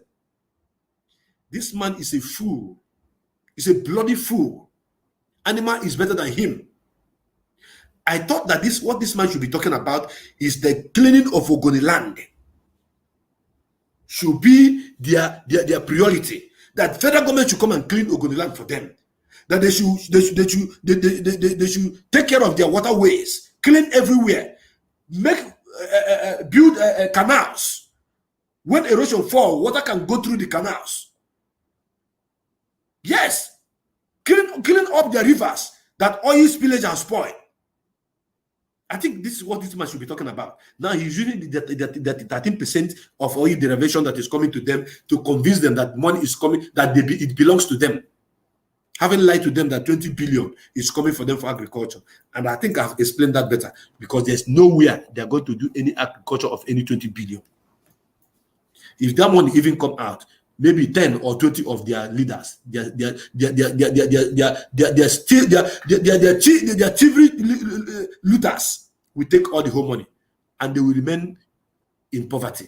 Listen. Because of the destruction and obstruction to our agriculture. Okay. So the law. Are you listening? He is now coming back to where I was before. They cannot cultivate in their land. They cannot. So that he's not telling them, you see, the way life is bad. He's not telling them this 13% is for them because of the destruction of their agriculture, because of the destruction of their ecosystem, because of the destruction of their waters. So the 13% is meant for them. So they will be sharing. I don't know if they're going to be sharing this 13% for them. But he has first lied that 20 billion is coming to them for agriculture. And the land is already polluted. The ecosystem is already destroyed. So how are they going to, I'm asking you guys, how are they going to make use of this 20 billion? Which land are they going to use to build all this? Is it the same land where you cultivate something, it will not germinate? Is that where they're going to use the 20 billion? They may write 20 billion to build. And the 13% derivation fund that is coming to them. It's very, very clear. And when we met with Mr. President said he's giving us our 30% derivation. Not enough like that. Don't fight them. That's their politician. What we are saying is that give us our 30% derivation as it is in the law. I met it. And can you imagine what belongs to you? Somebody is not giving you, and they are kind of what belongs to you. The enemy is sitting on it and now giving you. You are begging, give me 13% of our rights as Constitution stipulated, 1999 Constitution. Then how much is the percentage going to the North? And this idiot that you see here on uniform cannot even differentiate what is happening to them. Let's continue listening to this idiot. Create what is known as Hoscon Commission to control all that it is all about. We are appealing to the National Assembly to make sure that they pass the PIBB into law in the favor of the host community.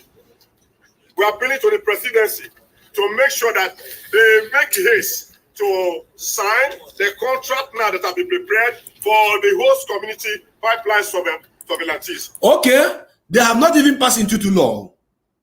They have not even passed it into law. So they want it to be permanent, made for them. So, for example, these young guys I see here now, they will do pipeline surveillance all the days of their life. They will pay them peanuts. When they die, because it is in the Constitution, their children will inherit pipeline surveillance.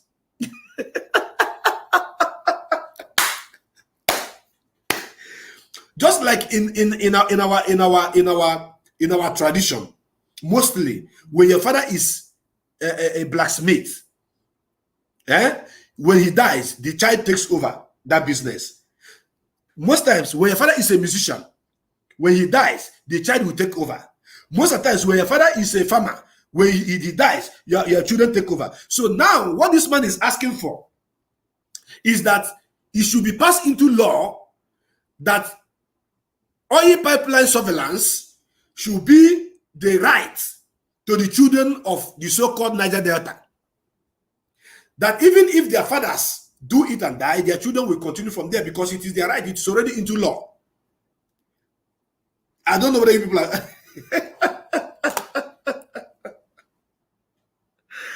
Hi, Chineke. At this point, I give up.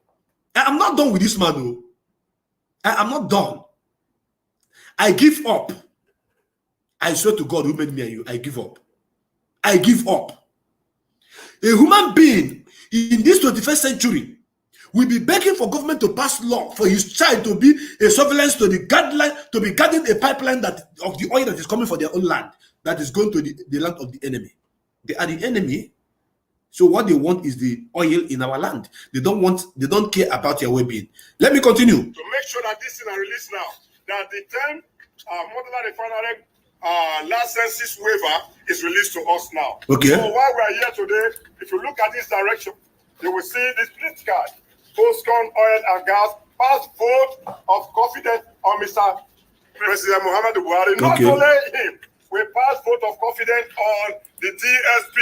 Okay. The Deputy Senate President. Okay. For the good work that he's doing. Okay. All over this GRA, everywhere is signed by him. Can you imagine? Can you imagine the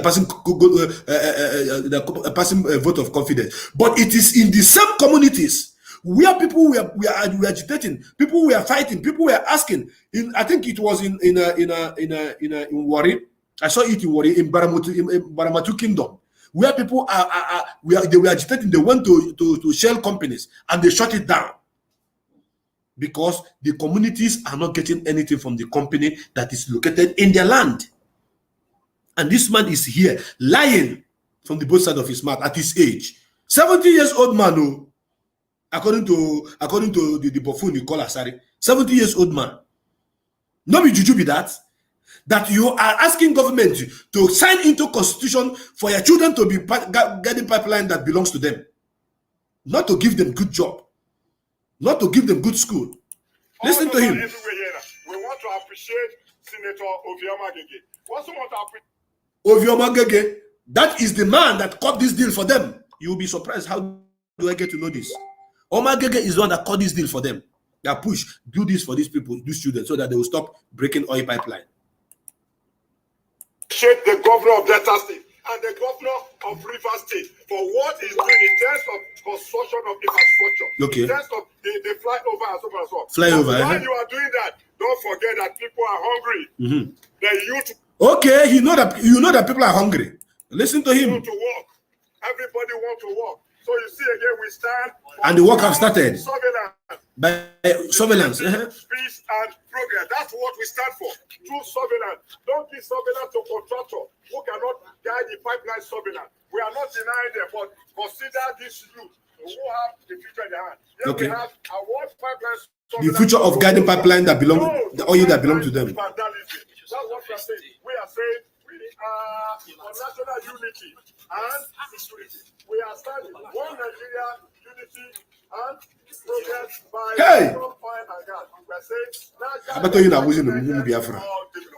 are here today for development. Niger Delta will become an enviable region, geopolitical zone in Nigeria, because I am believing God that with the support of the Honorable Minister for Railway, now we have railway coming to Warri, that we are going to have railway back.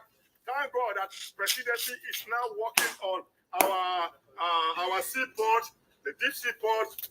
Delta State is having 4 seaports, and none of them is working for the past 20 years now. You hear? Only Delta State have 4 seaports. Do you hear what this man said? That Delta State have 4 seaports, only Delta State alone. And none of them have been working since over 20 years now. Are you getting the message that this man is preaching? Listen to him. They are visiting that. We are happy with the federal government for the issue of... They are happy with the federal government too. Dualization, issue of rehabilitation. Rehabilitation. That is going on now. Okay. We are saying we of the so the rehabilitation is for oil pipeline. We are for Mr. President. Okay. President Muhammadu Buhari. We are saying NNPC, we are ready. God forbid. I can't wait for Biafra to come. So today, you are going to receive your certificate. Today, you are going to receive your letter. Okay. And we expect that you go back to your local government. You report to the DSS. Okay. You report to the DPO. Okay. You report to the chairman of the local government. 3 persons you report yourself to. The DSS, the local government chairman, and the DPO of the local government. After that, you must report yourself also to the chairman of. Do you understand what this man is saying? Once you see that your brother who needs to fight to put stop to the killing, to the underdevelopment of his community by going into the creek to break the pipeline, once you see him, you should go and report to DSS. That is what this man is talking about here, in case you don't know. You should report to the police, the DPO. Once you see that your brother is in the creek, vandalizing the pipeline for the government not to, to force the government to do what they're supposed to do for them, that you should go and report your brother. What is worse than this? This kind of impunity. This kind of sabotage. In the open, in the broad daylight, they are conversing and convincing you to go and report your brothers. That through their pipeline vandalization may bring them to say, okay, let us start doing something for these children. Instead of that, they are now sending you to go and be monitoring the pipeline. They will be paying you, and you continue dying of poverty. And your ecosystem will continue being destroyed. And your air, the air you're even breathing, will continue being polluted. The land that you are supposed to cultivate your food, the remaining land, the small one you have, will continue being destroyed. And their water being polluted. While you are going there, reporting your brothers. I am not in support of vandalizing oil pipeline, whatever. But it is a shame and a slap on the face of the people that you are called, your so-called Niger Delta, that your children are being recruited. You are recruited to go out there and guide pipeline.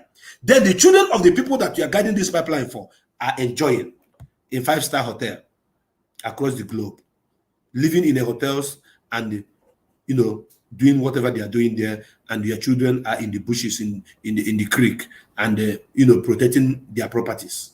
You see the reason why they don't want Biafra to go? Do you see? It is because of people like this. They go to people like this.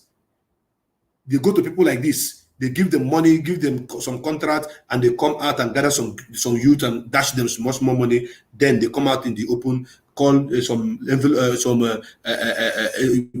brown envelope journalist. They cover it up. Then the case is closed. Listen to him. Where you operate, so that they will know that you are there on ground in whatever situation. Please, you are trained to be an intelligent security personnel. What? Intelligent security personnel. That's what you are trained for. Intelligent, you are not trained to go and carry arms. Okay, you hear that? They are trained to be security intelligent personnel. That is to tell you that they are trained to be intelligence saboteur personnel. This is intelligence saboteur personnel that they are trained to be. I thought they are going to carry gun now to protect the pipeline. But their work is surveillance, to go and be Isuimi, Bemu, Isuimi, to go into the creek and be prognosing and be looking for their brothers who may stand up to say enough is enough. Then they will go and tell the DPO, the what do you call them, the DSS, and the king of their villages, so that those people will be arrested and maybe killed, and they remain in abject poverty. You see how Fulani people are operating. They have entered into these people, into their elders, promised them heaven and earth, giving them too much money. And today, what is happening? They are not canvassing for their children to continue doing what is going to keep them underdeveloped. Let's continue. Very soon, I'm going to open my line. Those of you that want to contribute, we call. You are trained to be a watchdog. You are trained to be what? Bingo. They are trained to be a watchdog, a watch the bingo. Installation all over the country. Okay. So we want to say that. Get back, please. We want to say that as of today, that you will report to your local government commandant. You will report to your state commandant. Okay. You will report to national commandant. Okay. Not everybody having access to me. By the grace of God, I'm always incapacitated with tight schedules. As the biggest saboteurs, the father of all saboteurs. Don't be annoyed. Over 200-300 phone calls in a day. Nonsense. Even the PA that carry them, they are tired. So I have to end this. I'm becoming more tense now. I have to end this. I have to end this. I have to end this. I am becoming more angry that this man, a full-fledged man from Delta State, come out and talking this rubbish, canvassing for his own children to be slaves, canvassing them to be saboteurs. They are not protesting for their community to be developed. They are not protesting for them to have good roads, for good infrastructure. They are not canvassing for government to look back and say this community where this oil is coming from deserves something good.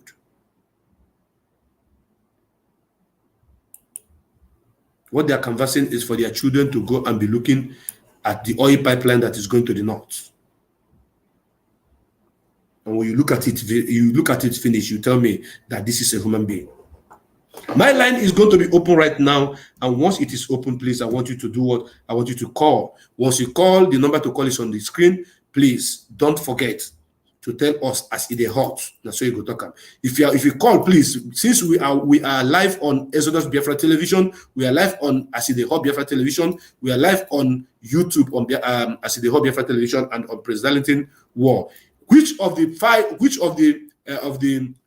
four links where you are watching from, any one of them, please try to identify. I have my reason why I want to know where you are calling from, because on this platform, I see the hot. Now, so they talk. I remember your brother Mazob became, and all of you that are still believing that we must wait until people like this that are breeding their children into believing that we are not good, they are not going to support Biafra restoration. We stand up, or maybe when they decide is when we move. I have to disappoint you people today, because we must stand up. And those of us that are from the hinterland that have stood up already, we are marching forward. So if they want to go with us, good. If they don't want to go to us, bye-bye to them. Let us go to let's take a music break. When we come back, we continue. Only the leader of a nation to save Biafra free. Calling African Union to talk about my freedom. Calling African Southeast to set my people free. Genocide I've been committed against my people. Senseless killing still going across the nation. Oh God, hear my plea. Set us free. We wanna be free now. Freedom, freedom is what we need now. Freedom, freedom is what we want. Freedom, freedom is what we need now. Freedom, freedom is what we want.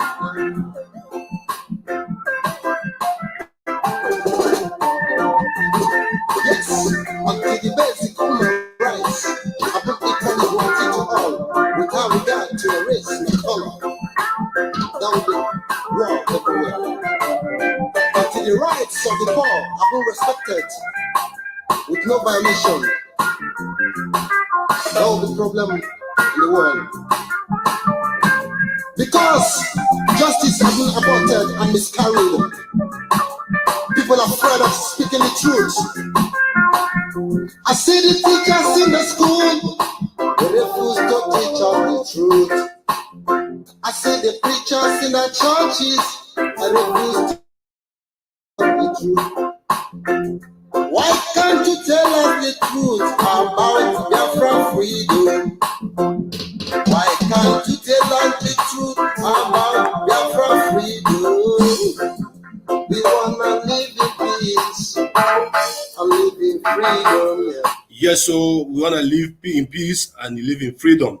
And right now, I am going to open this line. I have just opened my line right now for those of you that want to contribute to this program. I am expecting my brothers, my sisters from the riverine area to come and chook mouth in this matter. This matter where our brother don't talk now, say make una tell una children now to carry eye, the torchlight for the oil pipeline guard. Maybe they guide the up oil pipeline. No, now what will be the matter what we talk today? So make una come chook mouth for the matter, because it don't happen. No, it don't shell. Una brother, una father don't talk and say now to come take care of the oil pipeline. Na be una own portion. No be me talk am. No, na brother na him talk am. No, na father na him talk am. And I have a caller on the line already. Welcome to this program, I see the hot. Hello? Welcome to the program, I see the hot. I see the hot, Nasai go talk. Thank you very much, my brother. Go ahead. Tell us, which of the platform are you watching us from? I'm watching from Exodus. I was on the other Darlington before. When you said this thing you are going to show is on Exodus, so I switched over. No. It was Exodus. No, I'm not showing on Exodus. I'm showing on I see the hot Biafra television and on Prince Darlington. That is where I'm showing those things. Exodus is not showing it. Exodus is only showing my. Yeah, I see the hot. Yes. Yeah, I'm watching from Azi the Hot. Beautiful. Go ahead and make a contribution, my brother. My brother, I've been listening since you started this program. To the extent I started being upset, with what that man is doing. That useless idiot that called himself, talking about oil pipeline for generation of children in 21st century, people who own the oil. The foreigners came into Nigeria and hijacked their commonwealth. Now turn them into slaves. If people are looking at definition of slaves, this is pure definition of slavery in 21st century. It's so annoying. So annoying to listen to those rubbish coming out of that man's mouth. The same Fulani that are subjecting people into this hardship in the 1st century. The reason why they are doing that is because of Biafran freedom. Yes. They want to create the impression that, the Niger Delta people, they are not with Biafrans, they are not with them, so that they are different. But at the end of it, all of them are going to suffer. All of them, believe me, they are going to suffer it most. Because the main reason why Fulani is killing everybody here and there is that oil. Without that oil, I don't think Fulani will think of getting close to our place.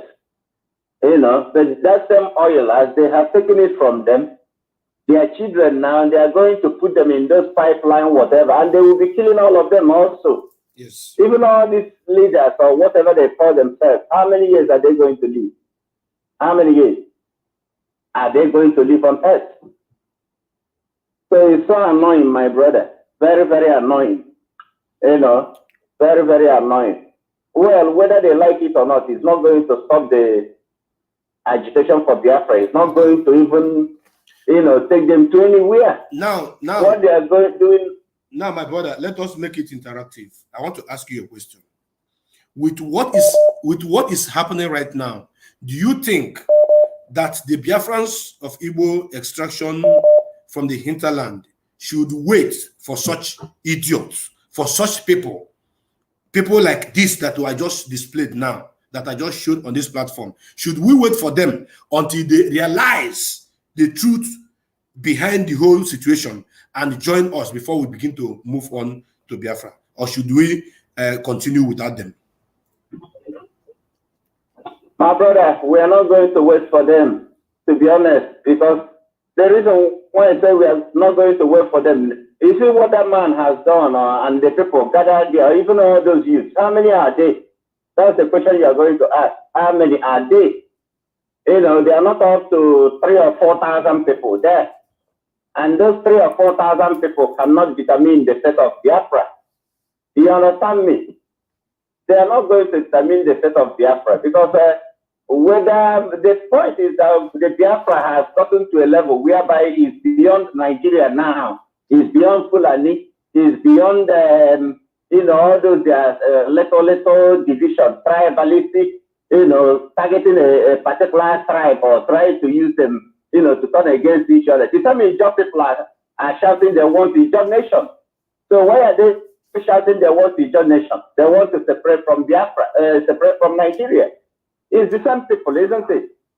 And then it's the same people now, part of their youth. Like you said, that bill or whatever was done by that senator, Omagege, or what did they call him? Yeah, because Omagege, yeah, he came out some time ago, wanted to be talking. Oh, he was not, nobody consulted them, blah, blah, blah, blah, blah. So because nobody consulted them, he had to look for a way to, do something to show that they are kicking against the Biafran restoration.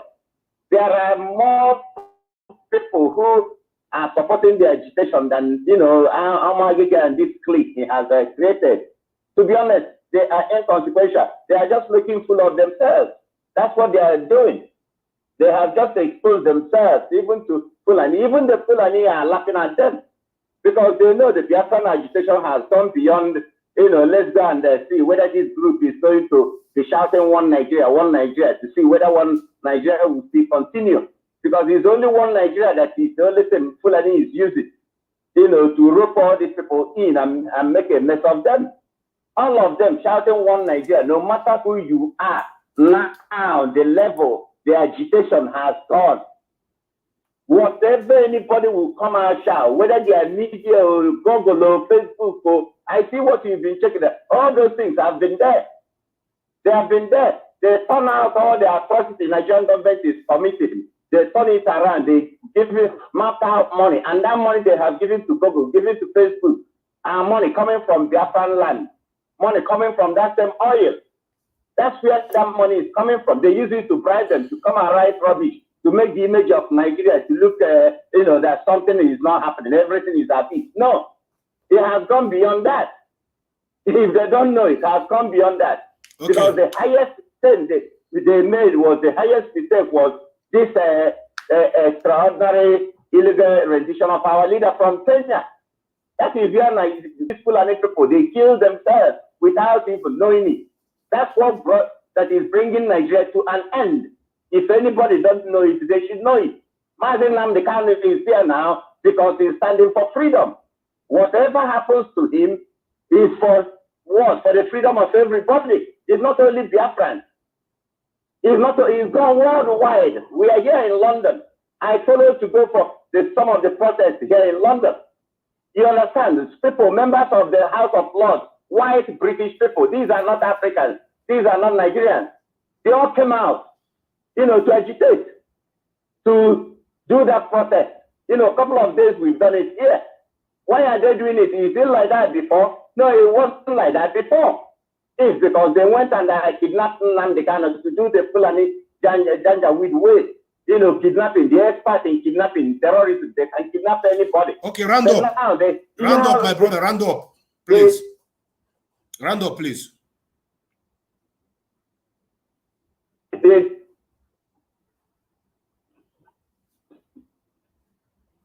That's what is going on. Okay, thank you very, very much. Thank you very, very much, my brother. Thank you for your contribution. Thank you very much. You have taken much time. And I have another caller on the line. Welcome to this program, Aside Hot. Hello. Welcome to the program, Aside Hot. Hello, Aside Hot. Now, sir, I want to talk. Go ahead, my dear sister. Where are you watching us from? Yeah. Hello. Where are you joining us from? I'm calling from London. Which of the platform are you watching this program right now? Okay, from YouTube, Aside Hot. Beautiful. Go ahead and make Aside Hot television, yeah. Beautiful, go ahead. I just want to contribute to the topic. Go ahead. These people, remember that these people have made our people, contributed so much to the hunger of people. Many people are hungry. And if you look at people in all those people in the gathering, maybe they have given them 1,000 naira to 2,000 naira, whatever, for them to gather there. And these people that are representing these people, just like Ohaneze. Remember, just like Ohaneze, That is the way I can equate it. And we have our people there. So, but this is the time for our Biafran brothers who have been joining us to fight this fight to come up to debunk this and still talk to their people. So, but for me, I'm not contributing for us to leave any of our brothers or sisters. Anything we're going to do is going to be by referendum. Because all these people, for example, they are there to continue building up their portfolio for their families and still contributing hunger and poverty to the majority of the citizens. So, from my own opinion, no matter how angry we are, it's just like when our politicians and the Ohaneze will come and talk evil against us. So, we never say, oh, we are going to get angry and this and this and. So we are we are into this together. So from my own contribution, from my own point of view, we are not going to leave anybody. Both them and whatever, but the people that said that they are not interested in Biafra, these are still the few who are trying to manage the majority. Okay. And we are looking at the majority. Okay, the majority are the people who are suffering. My sister, let's go interactive right now. I want to ask you a question. You are of the opinion, okay. You are of the opinion that we should not leave them, that we are going together with them, correct? Yes. Good. Now, that means what you are saying is that we should wait for these people that we show this, or we show all this their activities in the so-called Niger Delta that say they are not in support of Biafra agitation. We should wait for them to wake up from their slumber before we begin to move. Because if you look at this at the status quo right now, if you look at it, if you want to balance it now, you understand that 99.9% of Biafrans living in the hinterland are ready to go.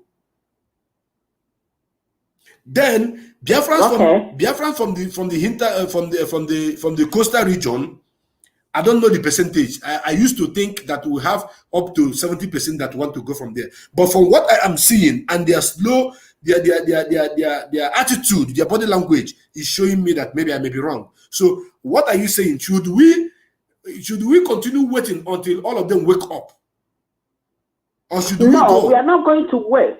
I'm not saying that we are going to wait for all of them to wake up. Okay.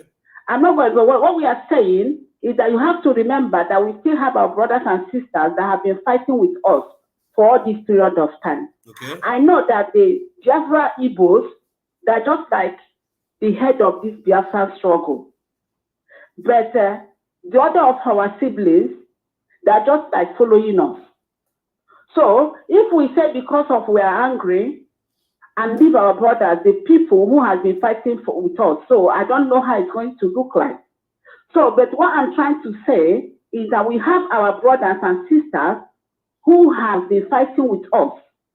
So this is a time, what you are doing, because you are doing the program of justice. You are, whatever statement they have done, you are justifying everything. It's time for the cultural television, because they normally have a program, to come up and justify this whatever these people are saying now. That is what I'm saying. Because we have people who have been fighting with us. So we can't say because of these people that have been killing them, because if you look at it, it's making sense. I want to ask because you. If you look at the water, I want to ask you. If you look at the water that. Hold on. I want to ask you again. Are you aware that 95% of people killed on this Biafra struggle are from the hinterland? Yes, I know. So shall we take, hold on. Shall we take, because of the few percentage of those that are working with us and they keep dying, for the larger percentage of them that are not working with us? No, I'm not in support of that. Thank you. Now, I'm not support. Hold on. Now, just wait. Hold it small. Because as I'm talking to you, I'm also reading people's commentary. Somebody wrote something that attracted my my attention, and what that person wrote is what I want to read out, so that you will understand that I am not speaking for Biafrans in general. I am speaking my opinion as the host of this program. And I know that we are supposed to do what? We are supposed to go on referendum to determine, to decide if they want to go with us or not. Yes, this is what you're supposed to do. But let me read the message of this person, and I've already placed it on the screen already. Say, let us leave them and go our separate way, so that we will see how they will be farming and eating when we have gone. Let's see if they will drink oil. Now, this person's comment is directing towards our oil, our oil. This oil, they are not enjoying it. This oil, they are not benefiting anything from it. This oil have never put food on their table. This oil have never changed have never built any infrastructure, solid infrastructure for them. This oil have never cleaned their ecosystem. This oil have never cleaned their waterways. This oil have never done anything. But once you talk about Biafras together, this set of people will come out and say, it's because of the oil, our oil, that you want us to go together with. So, to be frank with you, my dear sister, partially, I believe in what this person that made this that I read his commentary said, because they are believing in their oil. They forget that we have oil in Enugu, we have oil in Ebonyi, we have oil in Imo, we have oil in Abia, we have oil in Anambra. But we are not looking into the oil. We are looking at what unites us together. Because what unites us together is bigger than what they are about to use to divide us. So if they are not standing up, we will not keep dying. Are we going to finish? Are we going to die finish before you will realize that we need to move forward? If they want to go, they stand up and move with us instead of us waiting for them that are lying down. Please round up, because I want to answer another call. Thank you. Okay. I don't know what to say in this case. But what I say that this is really a very sensitive and difficult question and statement, because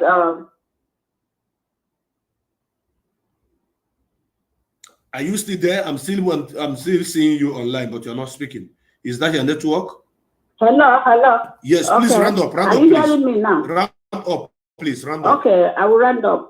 So I said that this is very sensitive, as I said, because if you remember, before this time, our leader said that they offered him 5 states, which he refused. So it's a very sensitive, this thing, because the other time they discussed it at this critic news, and it's very sensitive. So I just don't know what to say. I know we are dying, but it's still they have to rise up. They have to rise up. The people from that coastal region that believe in what we are doing, they have to rise up so that we can hear their voices as well. So that's what I can say. So when they are not rising, shall we continue waiting and dying until they rise up? We cannot. No, we can't continue. Thank you. Can't continue, so what I'm saying. Yeah, but at this. Listen, what I'm saying, I have had about 2 programs that I was calling on them. I say, instead of us to keep dying and waiting for them that are not standing up to support us, we should stand up as Igbo nation. Then anybody that acknowledges himself or herself as Igbo will join us. Then we go together as Biafrans. And somebody wrote something here and said, it does not matter. We cannot be because of 2% of people supporting Biafra struggle from there and allow Igbo to perish. If Biafra come, those fight with us will go with Biafra people. Simple. So thank you so much, my dear sister, for your contribution. Yeah, we can't continue dying. Yeah, thank you very much. At the same time, I'm just saying that those people from the coastal region, our brothers and sisters, they have to rise up seriously so that we can see what they're doing. As you said, we are dying, but they have to stand up so that we can see, because I still know that it's this few minority that is causing this problem, because the majority, they are suffering because they don't. What happened? Your line have just dropped. I did not off it. Your line just dropped. And I think it's good. Let me answer another person, because I have so many callers that are coming in. I have another caller on the line. Caller, welcome to this program as it hot. Welcome to this program as it hot. As the hot now, so I won't talk on this night. Thank you very much. Which of the channel are you? Which of the channel are you watching us with? I am watching from As the Hot TV on Facebook. Beautiful. Go ahead and make your contribution, brother. My brother, waiting I want. My contribution is about our people that we are killed today in Ladipo Market. 3 of our brothers were killed there.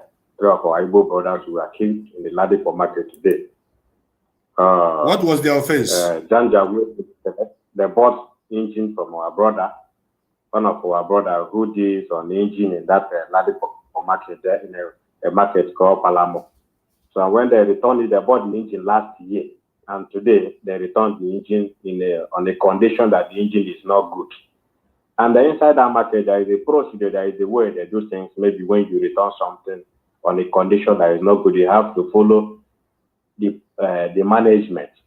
The management will call whosoever that said the engine and they will reach a compromise. But immediately these people enter the market, what they start saying is, you people now want Biafra, right?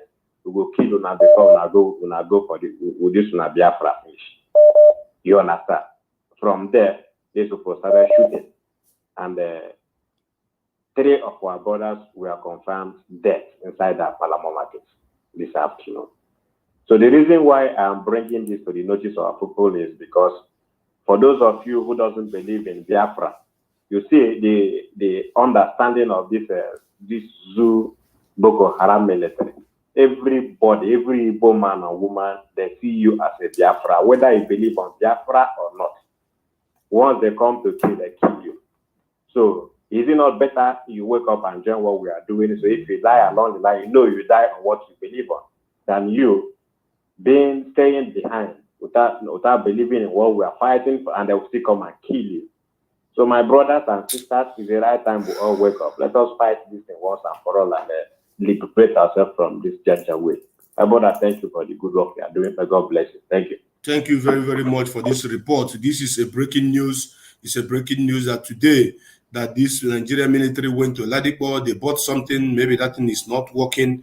They returned it and say, you people want to have a Biafra. On that note, you people are going to die before the Biafra will be given to you. They started shooting sporadically, and at the end of the day, that they killed 3 of our brothers. Maybe one or two out of these people that were killed does not support this movement. Maybe it's 1 or 2 are the people that say, Mazen and the Kano should go and sit down. We don't want Biafra. I'm just saying, I'm just guessing that such a thing may be, because there are some people who doesn't want Biafra because of the shop they have in Ladipo, because of the shop they have in Alaba, because of the shop they have in Computer Village. When you talk about Biafra, they kick against it. Maybe one of them is down. The enemies knows you more than you know yourself. If you like, you support. If you don't like, don't support. And I thank my brother for bringing this information on this platform as it is hot. Because as it is hot, now so they talk, and we don't paint it to make it beautiful. The number to call is already on the screen. +4915214292638. That is the number to call, only on WhatsApp. When you call us, we will do what we are going to answer your call. I have another caller on the line. Somebody is on the line. Welcome to this program. Good evening, brother. Welcome to the program, I see the hot. My brother, waiting, I want to talk. I want to use this language. I beg you, when the women makumi any nan yetago. The way as it is, they say they go now. We are really suffering. People we know, they know. My brother, if then they come in and start, these people are waiting shoot now for this market now. Most of my brothers in there. My brother, and one thing again I want to contribute here now for this kid. My name is Brett. I forget to tell you my name. My name is Brett. As you see my number, I believe you know where I'm calling from. Can you hear me? The word is listening to you. Go ahead. What I'm saying is this now. Since it's going out of hand, so many things are happening that we that call ourselves their friends. All we are after is how to make money. Things are really going on. Look at the way we are killing our brothers. And I don't want to point any finger on anybody or to say they do yes, I do not do anything.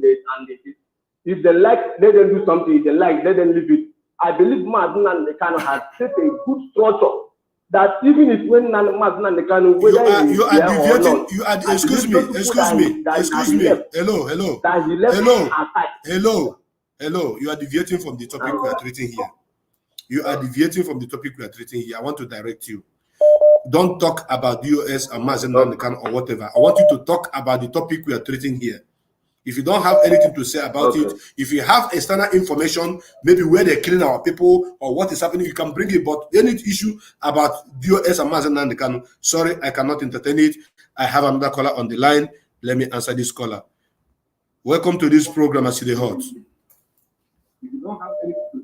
Stop listening to the background. Talk to me direct from the WhatsApp. As the hot, so I go talk. Thank you very much, my brother. Welcome to the program. Where are you watching us from? I'm watching from As the Hot. My name is Johnson Tuma. I want to thank you and contribute to what you are saying now. Objectively, if you can object me, I'm ready for that. Go ahead. First of all, I want to thank you for the recommendation and the users program that you brought from that man that is good, thinking that he is still talking. He's a dead man walking from the riverine. Please, I want you to know that this is part of the fraud that Mbaka rejected. So this man accepted it. So I'm in support of that. We are not going to leave our brothers who are or who have been suffering, fighting for this struggle. These people you see here, I want to tell you the truth. If you like, press it anywhere. They are hungry and they are giving to 200 or 1,000 as a third person stuff. So if a referendum comes, all of them are easy or ready to denounce and vote for Biafra. So it's one man, one vote. The day of voting, none of them will appear. Even that man, it's only one man that will vote. So he will not carry all of them and say, come and vote. And look at what he said. He is not sure of what they are doing. That's why he said that they are going to get certificates. And they are going to report, they are going just to be watchdog, not even fighting. They are going to be watchdog, which means what they are doing is not sure. So I believe that if they do any referendum today, many people that will vote, even those people that are standing there, they are going to vote to be Biafrans. So please, let us not be distracted. We are carrying our brothers, and many of them are ready with us. Yes, thank you very much. Thank you very much. Ask me any question, or should I continue? No, don't worry. No, just round up. I get your point. Your point is very clear. Okay. Yes. Okay. So please, you are a very important personality and a freedom fighter. Number one in Biafra land. You are not two. Only you is number one for now. You represent us in spirit and in flesh. Thank you. So anything you say here, the whole world, even American embassy, are obedient to your word. So please, let us carry our people around. That's the only thing I want to contribute. This is just a fraud that this useless man accepted, and Mbaka have rejected it. Okay. Thank you so much. Thank you very much for your contribution. Thank you very much for your contribution. Thank you very, very, very much for your contribution. I have another caller on the line. Caller, welcome to this program, Aside Hot. Aside Hot, now how they talk. Thank you very, very much. And I don't want to, you are listening to the program, please tune down the No, it's okay. It's okay. It's okay now. It's okay. Where are you watching us from? YouTube on Facebook? No, it's from YouTube. Go ahead. My Facebook, they block me every day. My name is Ikechukwu, and I live in Spain, and I'm from one of these part of these people, you are referring to, that I don't want to, like they are sleeping. So, my brother, like as you said, you are right on your opinion. But on the other hand, I don't think it will be nice because I know, and not I know, you and I know that there is other agitators who from this so-called coastal side and from the so-called Delta State. Well, I don't call myself as a Delta State. You understand? I have spoke to you before. I like your program and everything. But the truth is that the same Biafra issue make Facebook, they block me every time because I'd always, me too, at the broadcast. Where you come from? Where you come from? Where are you from? Sir? Where are you from?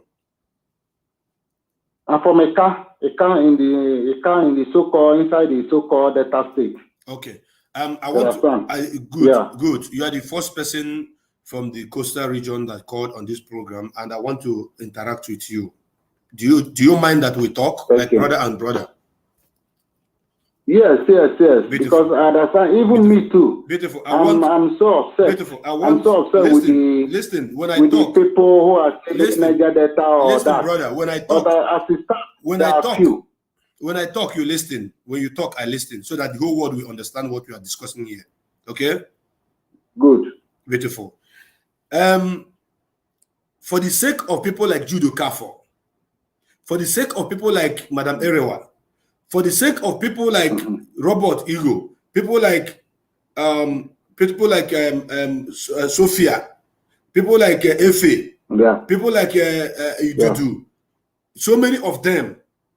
These people I'm mentioning now are the people that I respect so much because they confidently come out on Facebook and they are broadcasting, and the whole world know them, to the extent that our leader even acknowledge all of these people I mentioned their name that are broadcasting. Now, my brother, I want us to take the bull by the horn now. You and me, we're going to take it by the horn. How do you feel whenever you see that the people that are being killed more in this struggle are from one part of the Biafra land? Because Biafra land consisted, I'm coming, Biafra land is consisted of Igodo, the place they call Delta, Enugu, Abia, Ebonyi, Anambra, Imo, Bayelsa, Cross River, Akwa Ibom, and Rivers, and part of Kogi and part of Benue. Now, the people who are in the forefront of this war, of this battle, are the people from the 5 states. The people who are being killed more are the people from the 5 states. The people who are contributing more are the people from the 5 states. The people who are suffering more are people from the 5 states. The people who are dying more are people from these 5 states. The people who are going to jail more are people from these 5 states. If you happen to fall into these 5 states, and the people from other states, the other 6 states surrounding them, or 7 or 8 states that are surrounding them, are not making the kind of impact they're supposed to make. They are not making the kind of contribution they're supposed to make, both physically, spiritually, otherwise. I'm talking of large number of people in the open. What will you do, or what will you say? My brother, the whole they are doing and the way the things stand like, I think I will be the same shoe with you. But you know, let's say what would be the fate of our brothers? Because we know that as you just mentioned all these other states, we know that there is other people who they kill in so-called this other state you just mentioned, because they see them as Igbo, because we are all Igbo. Now, let me start from here. My village, the name of my village is Idumasa, inside Delta State. I know there. It's very, very far to Asaba. This Idumasa have boundary with a village. Will say a town or a village, I don't know how to put it, with Ababo. This Ababo now have related with this Abba for Abia State. And coming. And this Ababo now have boundary with the Ijaw people. Now my own village have boundary with this Ababo, and this Ababo have boundary with Ijaw people. I want you to know the distance, how many distance it is from Asaba. You understand? So why I'm saying this is that my uncle, the immediate younger brother to my father, he was a soldier, he was an engineer in Nigerian military that time. So he survived. But I talked to him every time on phone. Every time he told me he regrets that just because he entered soldier new when the war starts. So that he was one of them that Nigeria government deceived to be in Nigeria side to fight against their own people. He is regretting it now. He is telling me that anytime anything stands, that he will not relent to fuck Nigeria up for what they did before. He told me many things that many people don't know that happened during the wartime because he witnessed many things. He's my uncle. He's immediate younger brother to my own biological father. You understand? So all this thing now, you see, as he just said, me go, they attack all these people when they talk, say Niger Delta and all. Because of that, Facebook are blocking me because these people are talking in the favor of Fulani. And they have found out that the Facebook is controlled or the owner now is by the Fulani. And the people that are attacking me, causing me, Facebook didn't block them on that data decide or other group, many Facebook groups in the so-called data. Okay, my brother, Facebook didn't block them. Wait, hold on. But they're blocking me. Yes, hold on. They are doing that to everybody. I just came back from 30 days suspension from Facebook. I just came back from 30 days suspension from Facebook. So you see what I'm saying? It have been part of me. Do you know that I opened? Hold on now. My brother, I opened another one. Hold on. Yesterday. Hold on. Just because I opened another. You don't listen. I don't like it when I say hold on. You don't hold on. We are discussing something. You're talking about Facebook blocking you because you're attacking people. And there's a major point that we're supposed to treat here. We have not even talked about the man who is proudly a slave to Fulani, who came out, telling his own people that they have deceived, that they should kick against any protest against police. They should kick against any protest against Nigeria government. That they should stand and kick against any protest against Biafra. We've not talked about that, and you're not even giving me time to direct you. It is not done that way. When you talk, you listen. When I talk, you listen. And people are typing something. People are calling. You can't take time without even allowing me to direct you, because I need to direct you. That is why I'm hosting. Okay? So if you really want to discuss with me, when I say wait, you listen. Welcome to this program, As the Hot. Hello. Welcome to this program, As the Hot. Thank you, As the Hot. Nasa good talker. Thank you very much. Please, where are you watching us from? I'm watching from Mumbai. Which of the channels are you watching? As the Hot on Facebook. Biafra TV. Go ahead, my brother. Make a contribution very quick. You see, I was very, very annoyed when I was listening to that man's comments. What he was doing is a kind of motivating those guys to their total enslavement and to their total ignorance. You see, that thing that man is doing there will have effect on them in next generation to come. What he's doing, we are seeing as physical, but it has a spiritual implication more than the physical one that we are seeing there. What he's creating in them is forming a foundation inside them. When you look at the way the way he was speaking it with passion, with enthusiasm, impacting in those guys, creating anger in them. You see, with that kind of word he was speaking to these guys, they can kill even their brother when they see them on a pipeline. They can kill, even if that is their brother they saw trying to come and vandalize or do anything, they can kill. That is what some commanders do, motivating people into giving their life in defending of something.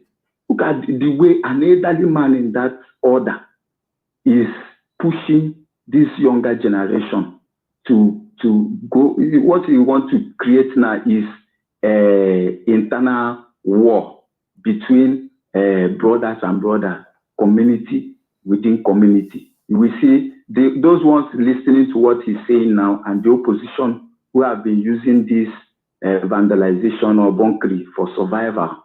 They are going to start war. Go and mark it as I'm saying it now. They are going to start communal war with this kind of declaration and this motivation that this very man is giving, is imparting in them. Secondly, you see about the killing of our people here and there is very, very, it's spending me a lot, and people are not, people have not come to understand it. I always tell them that,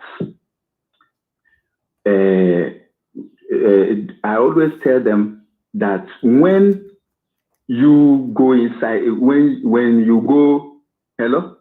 I'm listening to you. Please, I want you to round up because you're taking much time. I'm listening to you. Okay, sorry. I was hearing myself. Yeah, because you are... So I always tell them that they are jealous of the country. They have seen the passion, the way our leader is passionate about Biafra.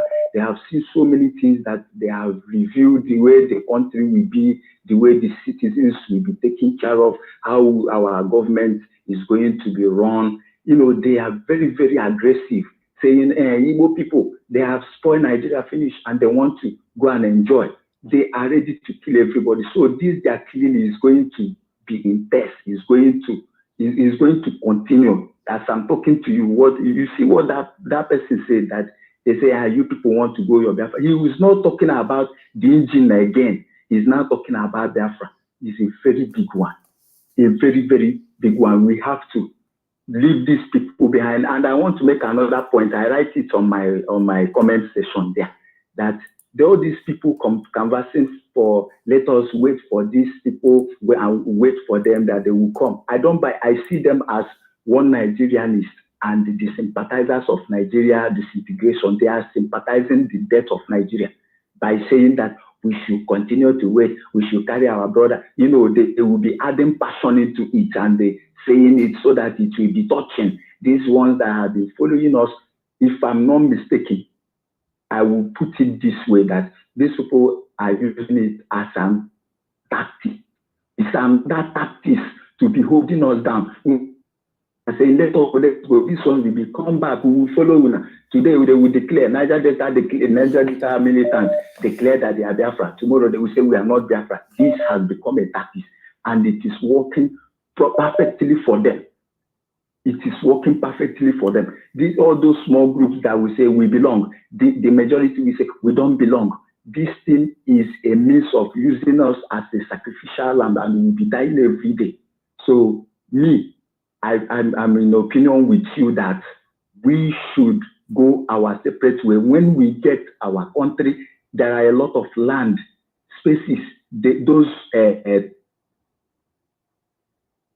Oh God, the line cut to I did not cut him, or the line cut off. The line cut off by itself, and so many calls we are coming in. And this man, you are making sense. Everything you are saying here is in line, and I understand what you are saying. I want the whole world to know. I'm not trying to say that we should leave our brothers and our sisters. No, that is not what I'm saying.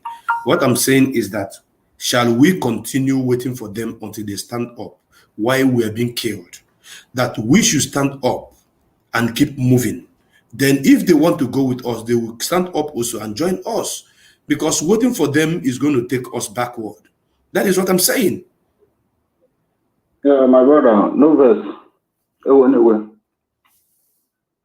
Round up. You are the person that called. Yeah, talk to me. You know, yes. I wanted to stop before you ended it. I didn't end it. It ended by itself. I don't know what happened. Okay, there's no problem, my brother. I've heard all you said. I think on this juncture, since you are of the opinion that we should move on and they should join us if they deem it fit, then it is better. That is what I'm suggesting, because I don't know how somebody will be telling his children to be guiding a pipeline of the oil that belongs to them. You understand? I can't phantom it. I'm still thinking. It depends me where. Very, very bad. Because everywhere there's no way where you not there. If now you wanted to think oil is there everywhere now. I don't know their problem. Because the oil now. why do you think they pay me pass be say, why do you think, no verse, my brother, why do you think they pay me pass be say, I'm one of the part of this so-called these people. But because maybe because their language, their dialect, no resemble Igbo. So if not because their language no resemble Igbo, let them go. Let the people, when we say all of us, when they put inside the so-called data state, when we say our village, our name, our language, everything Igbo, let these people, when we say that they see other like Igbo, let them get their own. Let them drink joy. If not drink, they won't drink them. Because the thing don't tell me, even me too. It don't tell me I divide with them. Thank you. I understand you. Thank you, my brother. You are an Igbo man, 100%, and we cannot go without people like you, people like Judo Kafo, all of you that are there, trying to let the whole world know who you are. Welcome to this program, As in the Heart. Hello? You are listening to yourself. When you are ready, you call us and you tone down the volume of whatever you are using to listen. Welcome to this program, As in the Heart. As in the Heart, that's how I want to come. Thank you very much, my dear sister. Go ahead and make a Good afternoon, all. Good afternoon, all. My name is Achina. I'm calling from Maryland, USA. Go ahead. When I watch things like this, it really, really pains my spirit. There are so many of our brethren from the coastal region. They keep pushing back, saying that they're not part of Biafra, they don't want to join, blah, blah, blah. And the thing that really peppers me is that a lot of them are thinking that, we don't want Igbo to overshadow us. No one is trying to overshadow anybody. The thing here is that on so many different occasions, Nnamdi Kanu has made it very clear that everybody would have their own nation because he wants everyone to stand out. He wants everyone to flourish. So no one is going to overshadow anybody. It's just that we're all going to be under Biafra, but all the nations will stand out and be doing their own thing and be flourishing. So because I know that's one of the fears that they have, like, they will come and overshadow us. No one is overshadowing anybody. Another thing is that in the comment section, some people keep saying, why don't you focus on the people that betrayed Nnamdi Kanu? After all, he was betrayed. That's why he's in the detention right now. Why don't you focus on that? Look, the comment that I have to say about that is this. We're talking about everything. Whether he was betrayed or not, we already know that internally we have internal enemies. So that one is not out of question. We know that. It's very clear to us. But at the same time, we cannot be so blind and dumb and idiotic and not talk about things that are happening and not talk about, for example, this man that is deceiving the youth because he has been paid off, because possibly him and his family are doing okay. And that same man will forget that there's the time that will come that all of that, because this is what the Fulani does. What they do is they know how to divide, they know when to divide us and say, the Igbos, the dots. And they know when to call all of us the same. Yes. Because they're thinking that things will not come to them, and things are already coming to them. Like he's deceiving everybody, saying that we have peace. This thing that is happening to everybody. It started coming down from the north to the middle belt to the south, and it's everywhere. So what really pains me is I don't understand why people are so blind and they don't want to see what the truth is. They don't want to see what the truth is and join the struggle. And so for us to gain our freedom so that we can flourish. So that's all I have to contribute. Thank you so much for allowing me to the program. Thank you very much, Senior, for your contribution. Excellently. And you said it the way it is. And I think it is time for me to show us something before we continue. Because on this platform, As they hot, now so we talk. And so many of us do not understand what is happening. The reason why sometimes I feel bad when I want to talk, I say our people who are from the coastal region that have not been able to stand up, if we are going to keep waiting for them, that we may wait for more longer time. Let me say this record straight, because the reason why Mazi Nnamdi Kanu is kidnapped today is because Mazi Nnamdi Kanu refused to let the people of our people from the coastal region to go. He said, I must go with them.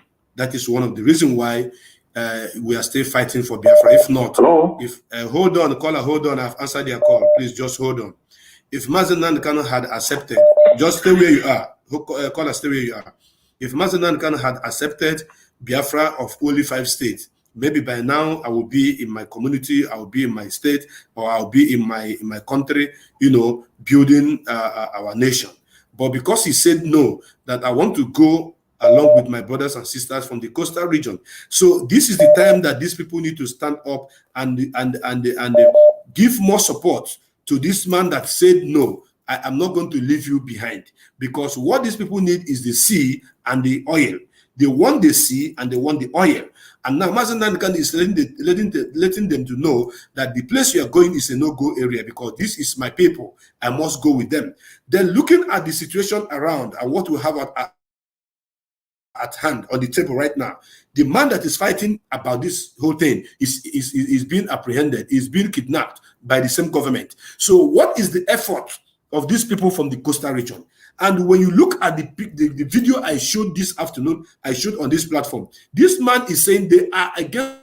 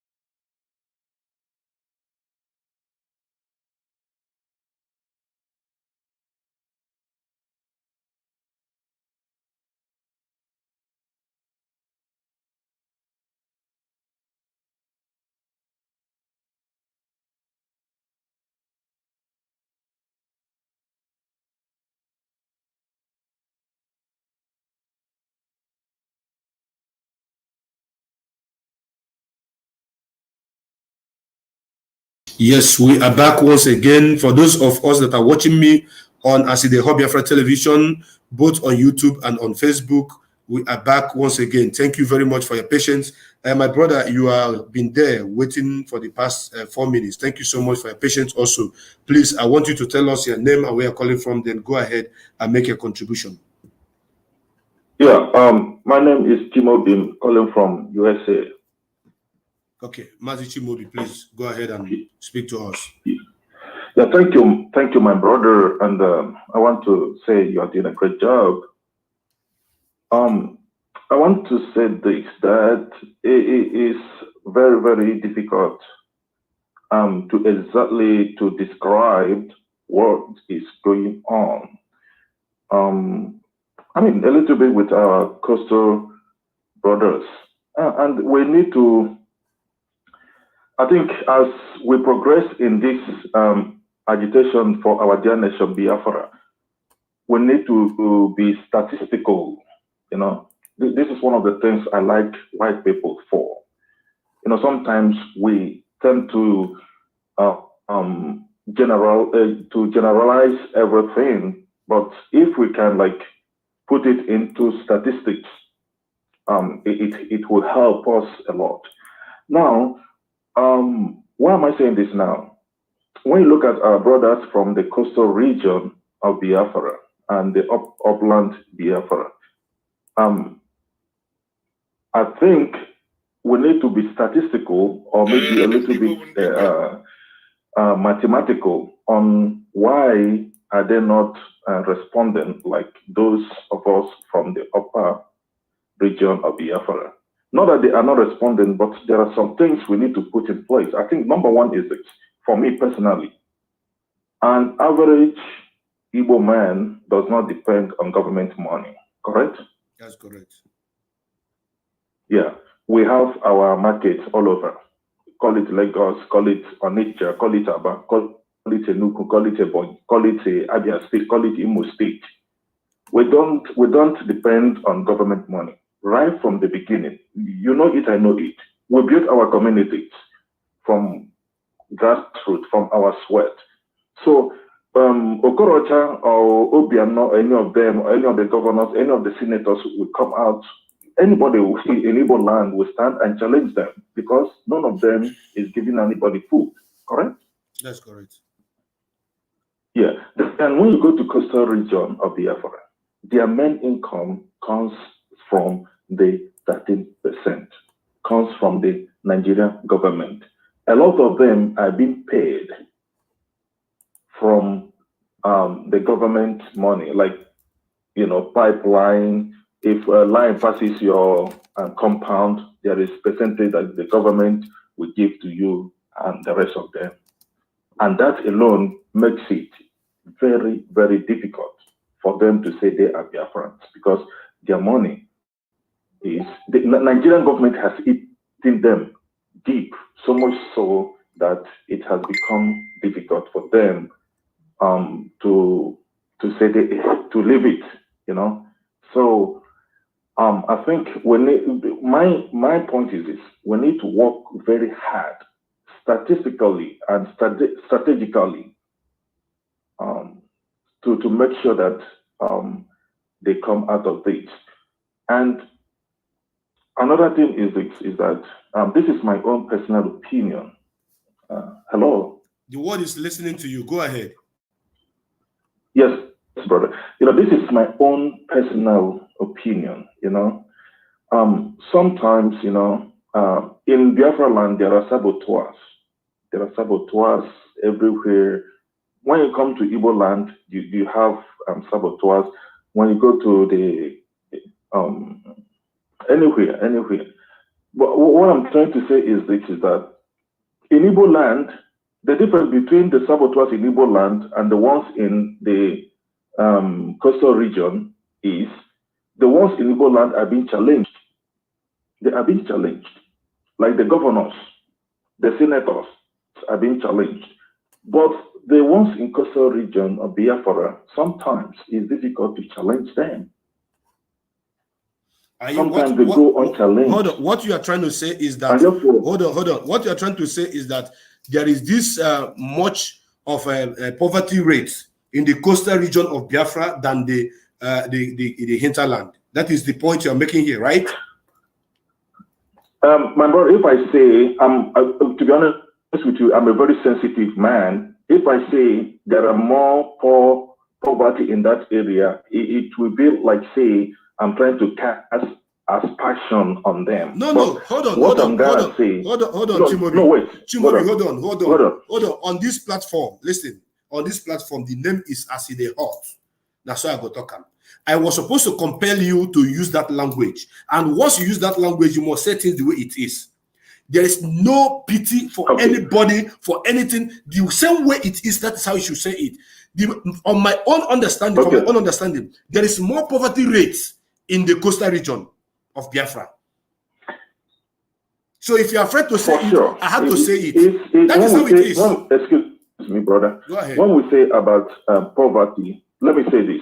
We also have poverty in Igbo land. We also have poverty. We are talking of percentage. We're talking of percentage here. Now, We are talking about percentage. Let's say, let me tell you, excuse me, I'm coming. Now, the rate of poverty in the coastal region, for me, I would say it is more than the ones in coastal, in the upper land of Biafra. Of course. So it isn't because they want to be like that. It is because the government has structured them, and they have been marginalized so much so that it has become a way of life for them. And is you know, when something becomes a way of life, it becomes very, very difficult to do away with it. Now, if you look at it this way, Mazen Nnamdi Kanu is suffering what he's suffering. You are taking 7 minutes already. So round up, please. Okay, my brother. So Mazen Nnamdi Kanu is suffering today is because it's because of them. It's because of them. And mine is this: they need to come out boldly and say we are Biafrans. If the whole world see them come up and stand strong, it will make a difference. Just look at the Yorubas. The Yorubas today, despite what we have been saying, the Yorubas. That is what I was saying. Our problems. Brother, listen, that is exactly what I was saying. That they should come out and stand strong with Mazen Nnamdi Kanu. But I'm not seeing it. I'm not seeing it. Exactly. Listen. Yes, Let me tell you. Point. Listen, let me tell you. I'm not seeing it. Hold on. Also, I'm seeing it, but in a very lower rate. Very lower rate. Chimobi, listen to me. Chimobi, they listen need to to me. stand up strong. Chimobi, listen to me. I have been to Warri. I have been to Warri because of the cost of Biafra restoration. And I spoke to people in Warri. I see their response. Even in that Warri, majority of the people that attended my meeting with them happen to be Igbo people who are residing there and do business there. Then I went deeper into communities. I see thatch houses. I see poverty. I see mud house. I see untarred road. I see wrecked buildings. I was asking myself, the people that are living within these kind of communities that cannot even listen that if you join this movement and get our nation restored, that all these thatch houses is going to be removed, and they are not reason. I was touched. I said, no. I went to Bayelsa for the cost of this Biafra restoration. I see thatch houses. I see wrecked houses. I see different. No road. These people were using wood to build house on top of what they call a swamp. I nearly cried when I went to Bayelsa. I was asking myself, so these are the people that I am begging, leaving my dry land, to come to beg, to come and join us. It seemed like we were begging them. Now I went to River State. There are some part of River State. If you go to Eche, some part of Eche, if you see the kind of building in those areas, you'll be asking yourself, what is happening? Apart from Port Harcourt, that is well developed, some Ikwere area that is developed. My brother, go inside Andoni, go inside Eche, go inside community, you'll be crying. Are we supposed to be dying, going to jail, begging these people who are living more poor than us to come and join, that Biafra should come so that they will have their own nation and build their own, their whatever they want to build? Is that supposed to be so? No. The answer is no. These people need Biafra more than you and I. These people, they need Biafra more than you and I. But we are doing it more than them. To my brother, the time I visited a place like Akwa Ibom, I'm not trying to look down on anybody, but I shedded tears. You know, there are some areas you go, you begin to ask yourself, is this type of poverty, is it still existing in the eastern part of Nigeria? Then the place we call Igodomigodo, if you go that place also, you will shed tears. That is it. You begin to wonder. Let's say the truth. The problem they are having also is those outside Nigeria. Those outside Nigeria, they are disconnected from their people, and they kept giving people false vision of what their place is. My brother, I will have to answer another call. So those are. I will have to answer another call, my brother. You have spoken more than required because we are making sense. And I think some other peoples are calling, and I need to answer more calls.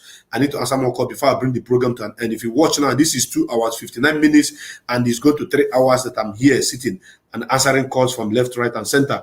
Let me answer more few calls before I bring the my brother, please, I want you to round up, please. Just round up, please. I beg you, round up. Yes, my brother. So I just want to encourage my coastal region brothers.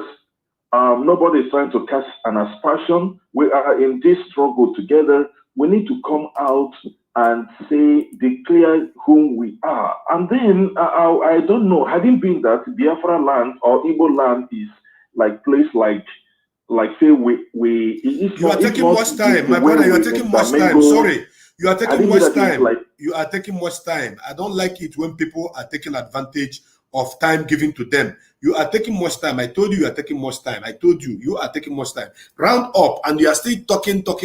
There are people that have never called on this platform that want to call. And when such people are calling and I'm not taking their call, it seems as if I'm segregating. I don't do that. But when you are making sense, I will listen to you. But I will not give you the time that I need to give to other people as well. You have spoken up to 14 minutes, even though you waited for 3 minutes. You might not sit for 14 minutes. That is about 11 minutes. On this platform, I give people sometimes 3 minutes, sometimes even 2 minutes. You hit your point, then you leave the line for other people to make their own contribution as well. So this is how we roll it here, my brother. So maybe you are still trying to speak. I did not say you should not speak. Maybe you can call another time or another day that you can make your contribution. But for now, I think your time is already up, that other people may also call and contribute to the program. So as it is hot on this platform, now so we the talk. And this oh my God, what is happening? This my WhatsApp is even messing up right now. The WhatsApp is messing up right now. And I need to answer more calls here. I need to answer more calls here. Honestly, trust me. I need to answer more calls here. I truly need to answer more calls because more calls are coming. More calls are coming in. Oh my God, what is happening? More calls are coming in, but I don't know. Let me see if I can fix this problem. The memory of this phone maybe is the problem. Let me see what I can do. Let me see what I can do. So we are still here, my brothers and my sisters. As you can see, we are here. We are talking about the man that gathered people and say that they don't want to support the Biafra restoration. They don't want to do this. They don't want to do that. They want to be a pipeline guard. You can imagine where a full-fledged man is asking his children to continue with the pipeline guard, you know, with all the frivolous lies and promises that is being given to them. And the children are believing them. They are believing. So, and this is why I am opting that our leader should, as a matter of urgent, once he regains his freedom, stand up and let us move forward. Anybody that wants to go with us shall go with us. Those that doesn't want to go with us, bye-bye to them. Enough is enough. I went to Bayelsa, I cried. I went to Bayelsa, I shed tears. I went to Warri, I shed tears. I was only asking God why these people are suffering more than us. But they are the people who are supposed to be even asking us to come and do something that that they should get their freedom. Instead of that, we are the people going to them. Because onye botra na chonye bofe. Oburu onye bofe na chonye botra. Makada mama. Oburu onye bofe na chonye botra. Onye botra na chonye bofe. I think I need to clear some things here so that I can create more space. I need to clear some things here. We are indigenous people of Biafra. There's nothing we cannot do. Our brothers from the coastal region are not helping matters at all. They are not helping matters. I must confess this to the whole world. I must let you know that they are not helping matters. Only but few of them, those that live abroad, that are doing great job. People like Efe, people like Wasofia, people like Robert. These are guys that are doing. What happened to their elders? Their own is to be asking for 13% derivation fund coming in. That is what they are looking for. We cannot continue waiting for such set of idiots. We can't. We just have to move forward. Let me answer this caller. Welcome to this program, I see the hot. Hello. Stop listening to yourself. Please lower the volume of the device you are watching this program with. Yes, I see the hot, and that's why I got talking. Thank you very much, my brother. Go ahead and make your contribution. So, yeah, my brother. So, from what you are on what our discussion this evening, I am of the opinion, severally, I'm of the opinion, because in our history of that former Biafran war, of course, the original Igbo speaking people, those 5 states, and then more. And now, even here now, when I see those our coastal brothers Facebook, I don't put click, I don't put like. Let their brothers and sisters support. So let's do it as kind of fact check. Because in Facebook now I've stopped picking them so that let us know who are with us and those that are not with us. Because I want some of them know abroad in Facebook here. So I decided to keep away so that let their brothers and sisters support them on Facebook. So we know how many we are. So can happy right now because he line and I have now. I just put baby. I'm going to go to Ndami Ababobi. I'm going to go on about in the name of you want your freedom. And then that's what I got because it's a village. Almost all my siblings are abroad, and they are. If you say, as I know now, no, but we can't continue like this. All my siblings are abroad. They send me from but in my village, there is nothing like poverty, but we want our freedom. Okay. So only all of because of your oil. Which oil? But we don't want your oil. We are okay, but we want our freedom. Okay. So that is it. So I'm of the opinion, okay. Let us, if they are not with us, even I remember when click, if I am to compare to take 5 states, I support it. I say, sir, please, let us go with 5. So when we're going to we can now come for them later. Thank you. That is my opinion. Thank you. Thank you very much for your contribution. Thank you very much for your contribution. And I want to play a clip here. That clip is going to strengthen a whole lot of lies that have been said against our people, talking about where Igbo boundaries and who are Igbos and who are not Igbos, where it stopped. We are going to do that right now. And this our brother who spoke about it should, when you listen, you will be able to understand why we are here and why we are doing what we are doing. It is about Biafra restoration. Those of you who understand what we are doing will be able to know that Nigeria is not for each and every one of us. Biafra is our own. And if Biafra come today, people of River State will have their River State to enjoy under Biafra. People of Cross River will have their Cross River to enjoy under Biafra. Everywhere you come, as long as your state is concerned, you have 100% control of your crude oil or whatever natural resources that you are that God have put in your land. So if they are afraid that Ndigbo we do this for them or do that for them, then they are not serious. So we will not continue. We will not continue. I repeat, we will not continue be waiting. How long shall we wait? How long shall we wait? That is my question. I want to know, how long are we going to wait? And they keep killing us. And why they're killing us, these people are relaxed and talking about oil derivation fund, 13%. Is that oil high bill? Oil 13% ka ibira no bikon. I believe 13%. Yeah, for us to have our freedom, that is all we are talking about. That is exactly what we are talking about. And when we have our freedom, the only thing that is going to happen is those of them who want to go with us, they will go with us. Those who doesn't want to go with us, then if they want to remain, it's up to them. Please let us listen to this, our brother, please. I need 25 local governments, 3 senatorial districts. Delta North, Ohaneze Ndigbo, there are 9 local governments. Delta Central on the Soko Nanduro, 8 local government kafala. Delta South, far on the job, Nandi Chakiri, 8 local government. So, Ndigbo, more local government na Delta State than the other. Afagibo Keke, Afagibo Kafa, Afagibo Machuku, Isinibo, Gikibus.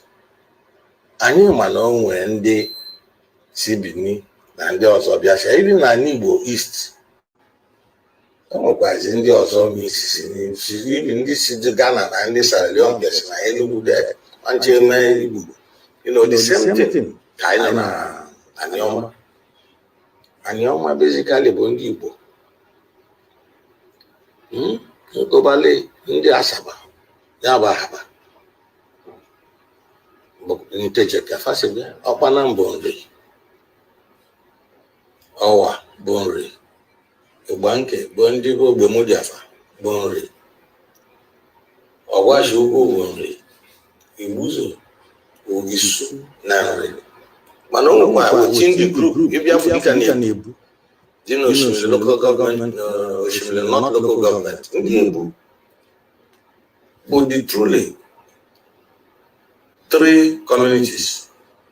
I want to ask if I feel with that. I will do it. The Yoruba, Nande Gala. So, upon the other claim on a farm around the Igbo. Fakame can Igbo keep where there are 3 languages. Okay. Keep where their language was. Okay. For the claim on a fast Benibia. First, Benibia. When they are upon you as a chief, Yabika, Selu, Selazaba, I hope you are listening. Okay. Never born ye Bini. Manana Fabu, Chim, Unibo, Libya. You know? So, ụfọdụ kwere na fa bụ ndị Igbo, ụfọdụ kwere na fa bụrụ ndị Igbo. Mana ndị unu bụrụ ndị Igbo, a na-asịsị fa wazizi aza afa ndị Igbo, ụmụ ụnụ na-asụ Igbo. Ọ bụrụ si Benin bịa ka ọ nọ si Soko Korogo bịa, ọ na-aka na-asụ ọrụ ndị anwa, na-aza afa ndị anwa. Emime unu ga-aga na-agọsị n'unu si ebe a bịa. Mana ife niile unu na-eme bụ ndị Igbo, ka unu si echi eze ndị Igbo. Ọ ga-ekpatazi ya. Ọ bụ onye bịazi ya na anyị mmadụ. Oke, ị nọ na be gị, ndị anyị mmadụ abịa displace ya. We'll lose your tradition, we'll everything. In how many years? We'll lose their own language, superimpose their own language. Therefore, it looks as you in Cabrezo. And your money in Boma, no one is in the land of John and a father. So I'm asking Arrow Wabayana Pashuga, so Pashuga Masoka sugar. So, more when I need Ndigbo, but the Blues President Aki Kenga.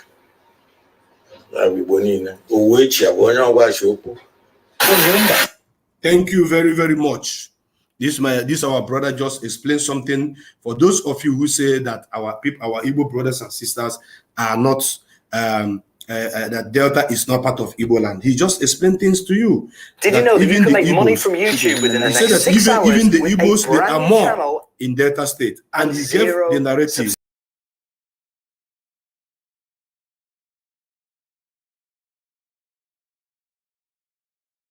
What is this?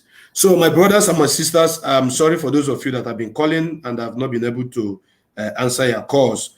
Right now, I'm going to open my line once again, and I'll take only but 2 calls. After the 2 calls, I'll bring the program to an end because I have spent much time today, 3 hours. You will know that on as it is hot, as soon as they talk, I always come here to do what? To take your calls and discuss with you and give you vital information that is needed for the movement. And do not forget that our leader, Mazi Nnamdi Kanu, is still under incarceration. A whole lot of people are calling. So many calls are coming, even the calls are jamming. I only want to answer only but 2 calls. After that 2 calls, I'll bring the program to an end. And the topic we are treating is that Hoscon, the Fulani willing tools in our land, they want to use them to cause confusion and they want to use them to, send a wrong signal to our people. And what is the Hoscon? They say they are a host community of oil producing communities in Nigeria, that they have gathered themselves and had training, and now they want to go into creek, they want to go into the bush to begin to hunt their brothers who are agitating and asking that they should give them good road, and by doing so they are breaking pipelines, so that these people will be reporting back to them, because it seems like everybody who is calling on this platform is not even touching that particular topic anymore. They are now diverting their attention to the issue of if we shall continue waiting for this, our brothers from hinterland and from coastal region, or we should move ahead. I trust our brothers and sisters, those of them who are broadcasting on Biafra television. I know they are going on their coastal region television. I know they are going to also do justice to this particular topic at hand. I have one caller already. Welcome to this program, Aside Hot. Welcome to the program. Can you speak, please? Yes, Aside Hot. I saw at the top down. Thank you very much. Are you hearing me? The word is hearing you. Go ahead. Okay. Yes. Okay. My name is Juliana, calling from Canada. Yes, I've been listening to you, and even though I didn't see the first video you showed, but I know the topic you are talking about. Yes. And I just want to make a contribution, because this has been a concern of a discussion for a while, and I just want to make it clear to our coastal brothers, is because Nnamdi Kanu, our leader, is so is a very passionate human being that God has brought for us. Otherwise, we would have gone on our way long time. But what he's doing is spiritual, and that is why he is taking it that way and lovely, waiting for the coastal region people. And it seems that they don't understand it. They thought, maybe they think it's because of their oil. They don't know it's not anything because of their oil. It's because our leader knows that they are our brothers and sisters, and he doesn't want to leave them behind to suffer. Maybe that is the order the Lord God has given him to proclaim. But as it is, if they continue to refuse in their ignorance, I would suggest we give them chance, because if they freely say they don't want to belong, that is no more our fault, and it's no more our leader's fault, because he has told them what he wants. He told them that they are our brothers. They are the ones that are rejected to be our brothers and sisters. So, but now, when we talk of now the case of those who believe, that is where I have a concern. I wish there will be a referendum, that it will be done by vote. If the government can give referendum, then those who are ready to join Biafra will vote for joining Biafra, and then they will join. And those who don't want to join will go, and we leave them. I wish that will happen, because when we go without them, I feel for those who are really understandable, who really know who they are, and who really want to join Biafra, right? That is just my concern and my pain in this case. Because it's taking too long, and it's becoming so painful that they are being destroyed in their ignorance or selfishness. I don't know whether I would call it selfishness, because they think we are going for their oil. What is their oil? Have we been living on oil, and are we not flourishing? They don't understand. It's unfortunate that they don't understand, So my suggestion is, by God's grace, if our leader comes out, he should make it clear to them they don't want to belong. And if a referendum is given, they vote, and the majority carries the vote. If referendum is not given and they say we must go with 5 states, let us go with 5 states. They have to agitate themselves to let the government leave them to join Biafra. That is my suggestion. If that is the case, we go with the 5 states. Let it be on them to agitate to join Biafra if they want to join Biafra. That is what I can say. Thank you. Thank you very, very much, my dear sister, for your contribution. And this is my stand. This is my stand. I say, if they want to join us, they join us. If they don't want to join us, then so be it. Because now this is when we needed the most. This is time for them to give us reason to believe in them, that they are with us. Because the man that is in prison today is there because he said no to allow no to 5 states alone. As a matter of fact, Mazen Namdekano is they are holding him today because he want to take everybody along. And the people they call the Niger Delta, which is our brother from the coastal region, are the people dragging us back in this struggle. You need to understand this. They are dragging us back. If Mazen Namdekano had accepted 5 states, by now we would be in Biafra. But because of this, you see what is happening. And this is going to be my last caller of the day. This is going to be my last caller of the day. Welcome to the program, As They Hot. You are going to be the last caller of the day. Hello, Mazi Chuku became. Yeah, welcome to the program. Thank you very much. You are going to be the last caller of the day. Go ahead and make a contribution, sir. Yes, thank you for this. The program you're having at this time of the day. And now that our supreme leader is being detained by the DSS. Look, this is exactly what the mistake Nnamdi Azikiwe did. When we were asked to go with the South were asked to go. Zik said that no, that they want to go with the North.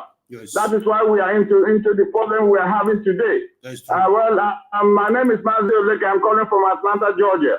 So we are not going to make the same mistake Nnamdi Azikiwe did, waiting for the North to get ready before we get our independence.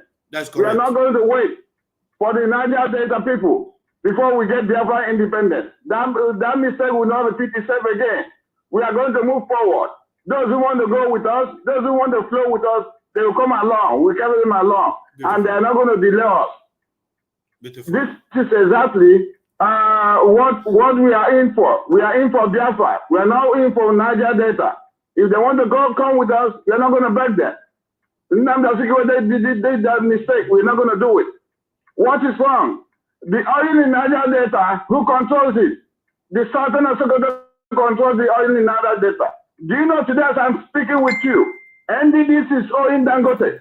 Dangote is the major contractor now in NDDC. You cannot execute any contract without Dangote, a group of companies in NDDC.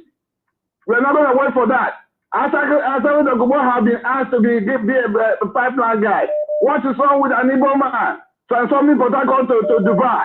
What is wrong with an Igbo man transforming Calabar to Malaysia? What is wrong with an Igbo man bringing the infrastructure to the Niger Delta? They know that we are developers. They know that when Biafra comes, we are not going to lay a pipeline from River State, from the so-called Niger Delta to Niger Republic. To build a refinery in Niger Republic. Igbo man will build in Port Harcourt. Igbo man will build in Calabar. Biafrans will build in Port Harcourt. Biafrans will build in Calabar. We are not going to build a refinery in Chad and lay the pipe of our oil from Niger Delta to Chad Republic. We are not going to lay our pipe from Niger Delta to Cameroon. Whatever we have will be in Biafra land. What is wrong with Igbo man with the Biafran developing Biafra? Whether you're a Calabar or an Epic, or you are from Bayelsa State, or you are from River State. What is wrong with us developing our own? Asawad Akubo, let us go to Asawad what does this Mumu Kowai. I also say you are done is a Kowai. Asawad Akubo, you are Mumu Kowai. The old stupid man, he should visit. Every time Biafra, Igbo, we've done a lot for all the South. We've done a lot for all the people that include within the Biafra region. If they don't want us, we don't want them. We are only praying for Mazen Namdekano to come out from the detention, and then the decision will be taken. Now we are only after our Mazi, our supreme leader, to make sure that he is come out and stand and safe from the detention. We're not going to wait for this people again. Thank you, Mazi Chiku Bikem. Thank you very, very much, Mazi Oleka. I said before that you are supposed to be the last caller of the program, but I'm going to break protocol because of Mazi Jude Okafor, and I'm going to call him back myself. After this, Mazi Jude Okafor, I will bring the program to an end. Mazi Jude Okafor is from the coastal region of Biafra and one of the supporter of this movement. Welcome, Mazi Judoka for I see the hot. Yes, Mazi, good afternoon from here. Because of you, I have broken a protocol. I wanted to end the program, but seeing your call, I just have to call you back and see what we can do. Go ahead, my brother, and make a contribution.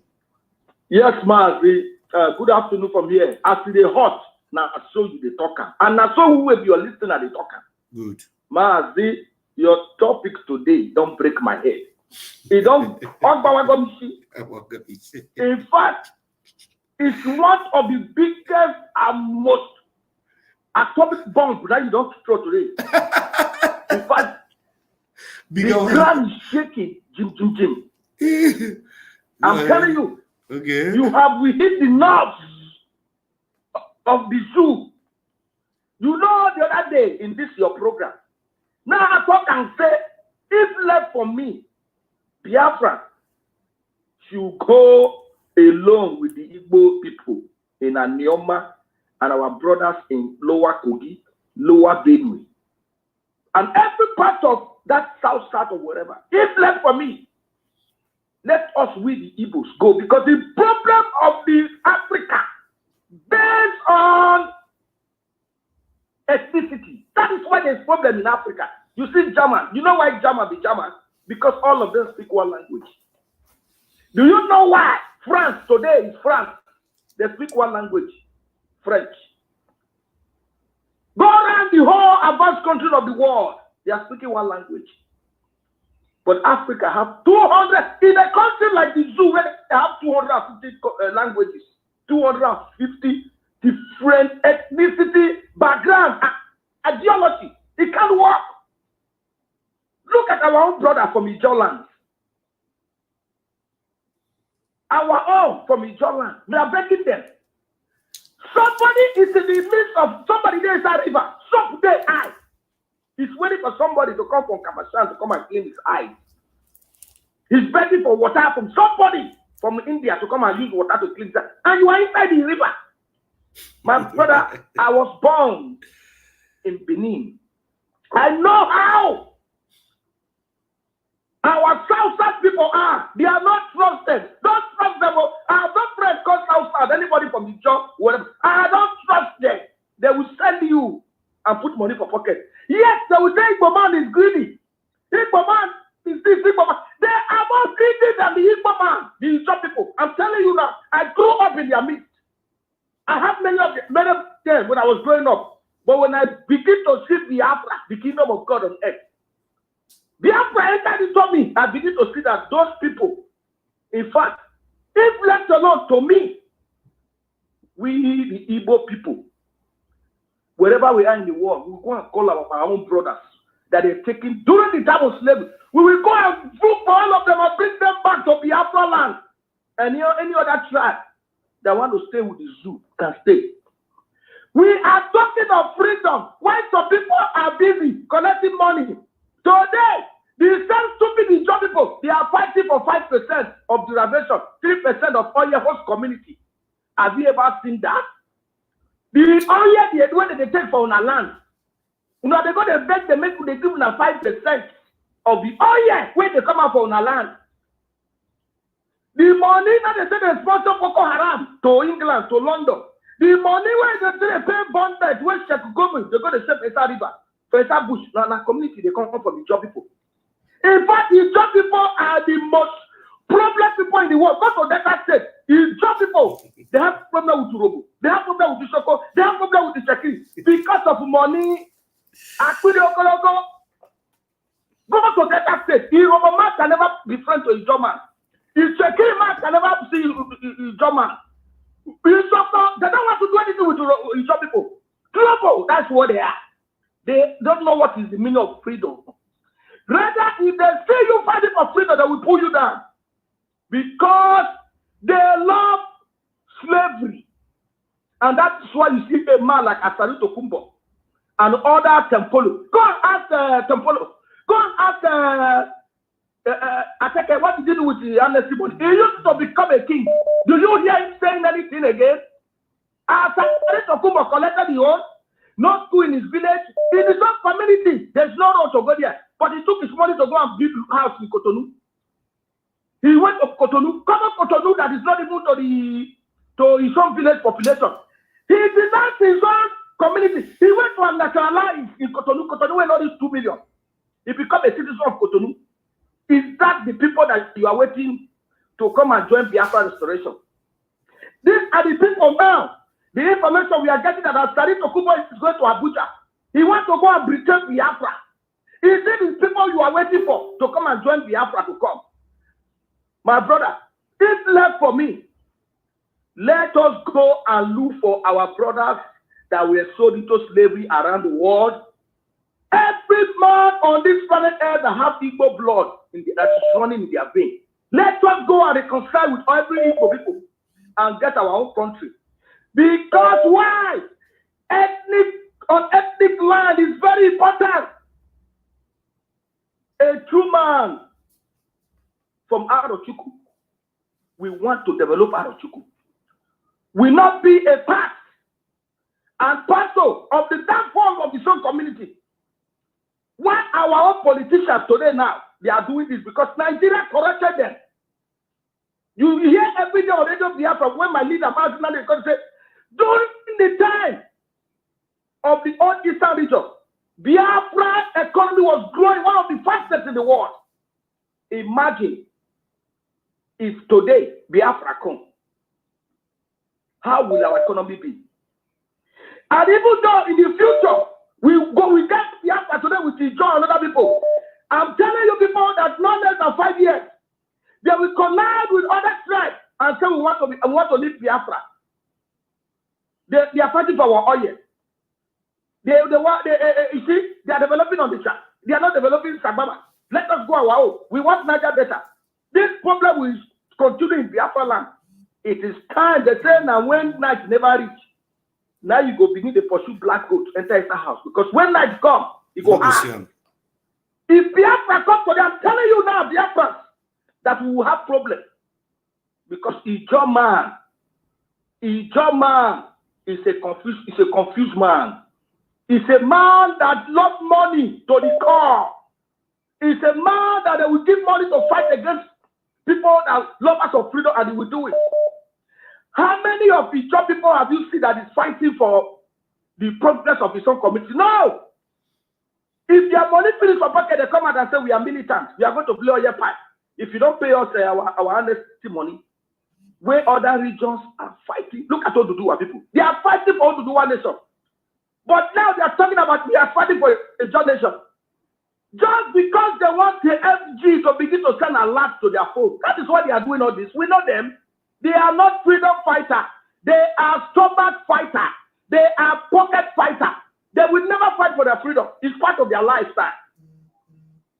How can you tell me that the people, they don't have good school, they don't have good road, they don't have water, they don't have hospital? They will leave what they're supposed to be fighting for their own freedom and begin to betray another region, another people that love freedom. Have you ever seen such a thing? No. So it is time we gather ourselves, we Igbo, from Anyama, from the lower Benue, from lower Kogi, from every part of the world. We have to go to every country of the world that our people were taken into slavery and reconcile them back and get our own Biafra with Igbo people. And I trust you that the people, epic, they will join us. And let us leave the rest people that want to become on their own to go. Because in the future, if Biafra comes, I am telling you, with the job, we will have a problem. That's what I want to say. Thank you, Marty. Thank you very much. And another thing again, before I hang up, the video you just showed the world about the man telling them that Anioma people are Igbo people. It's true. The man has told you people, told the whole world that Anioma is Igbo. There is no two words about it. Igbo people are Igbo people. There is no two ways about it. History. Every time I go on Facebook, the people that is always telling story of other people is the people from Benin. I know Benin people, Ika people, Agbo people, they are from Benin. Isoko people, they are from Benin. eyes that never seen a camera. And another man who, apart from this man who come out and say, another father, no, it's always another people, another tribe. Another people is the one telling my own story. Is it not shameful?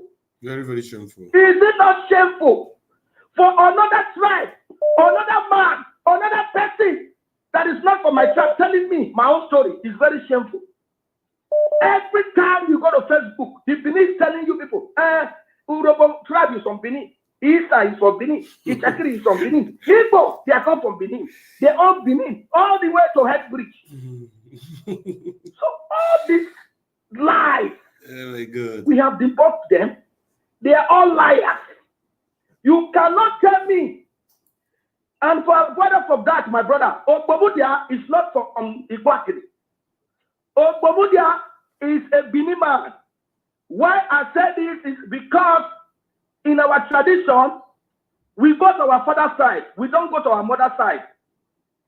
I understand. Ogbomudia, mother is from Ibakri. Yes, the mother is from Ibakri. His father is from Agbo.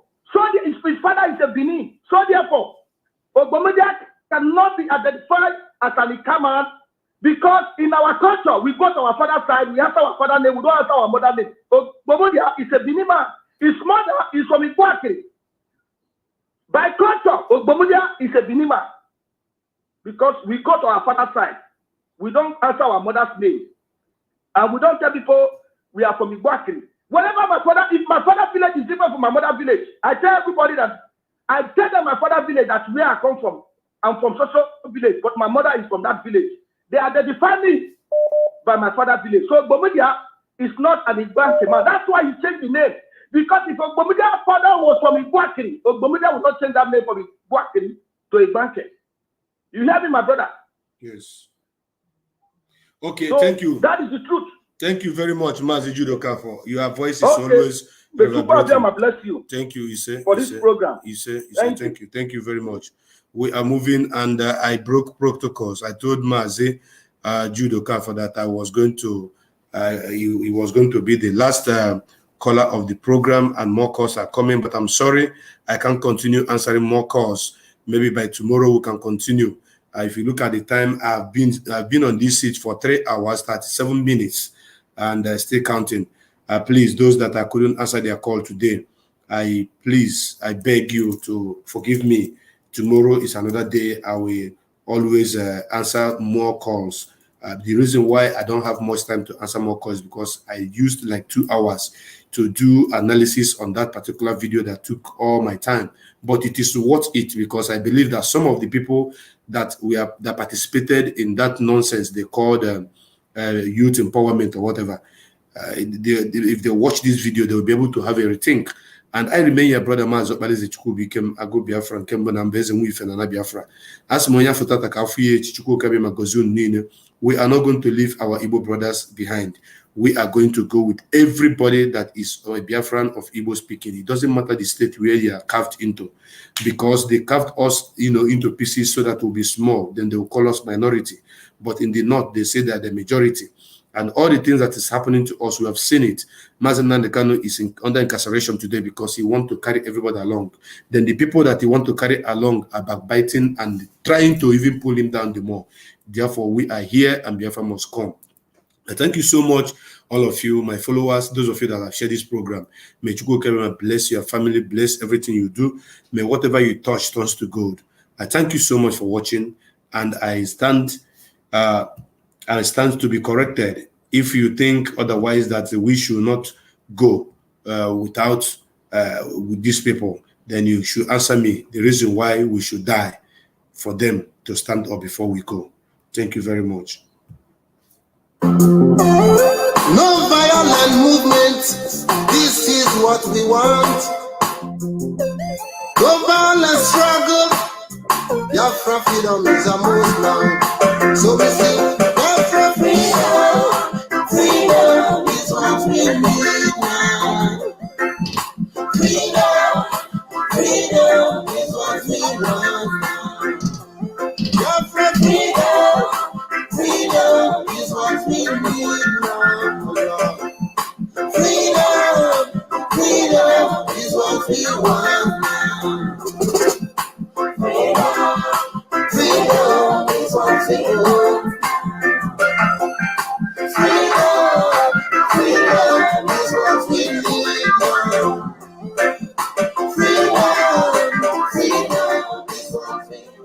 Freedom is what we want now. Biafra freedom is what we want now. Amechukwu Kariama bless each and every one of you. Thank you so much for watching this program. I love you all.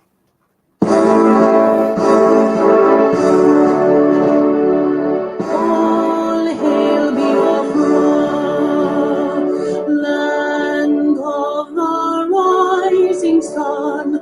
We love and cherish. We have vanquished our enemies. All hail Biafra. God bless Biafra. In him we trust. Shout it, sing it. All hail Biafra.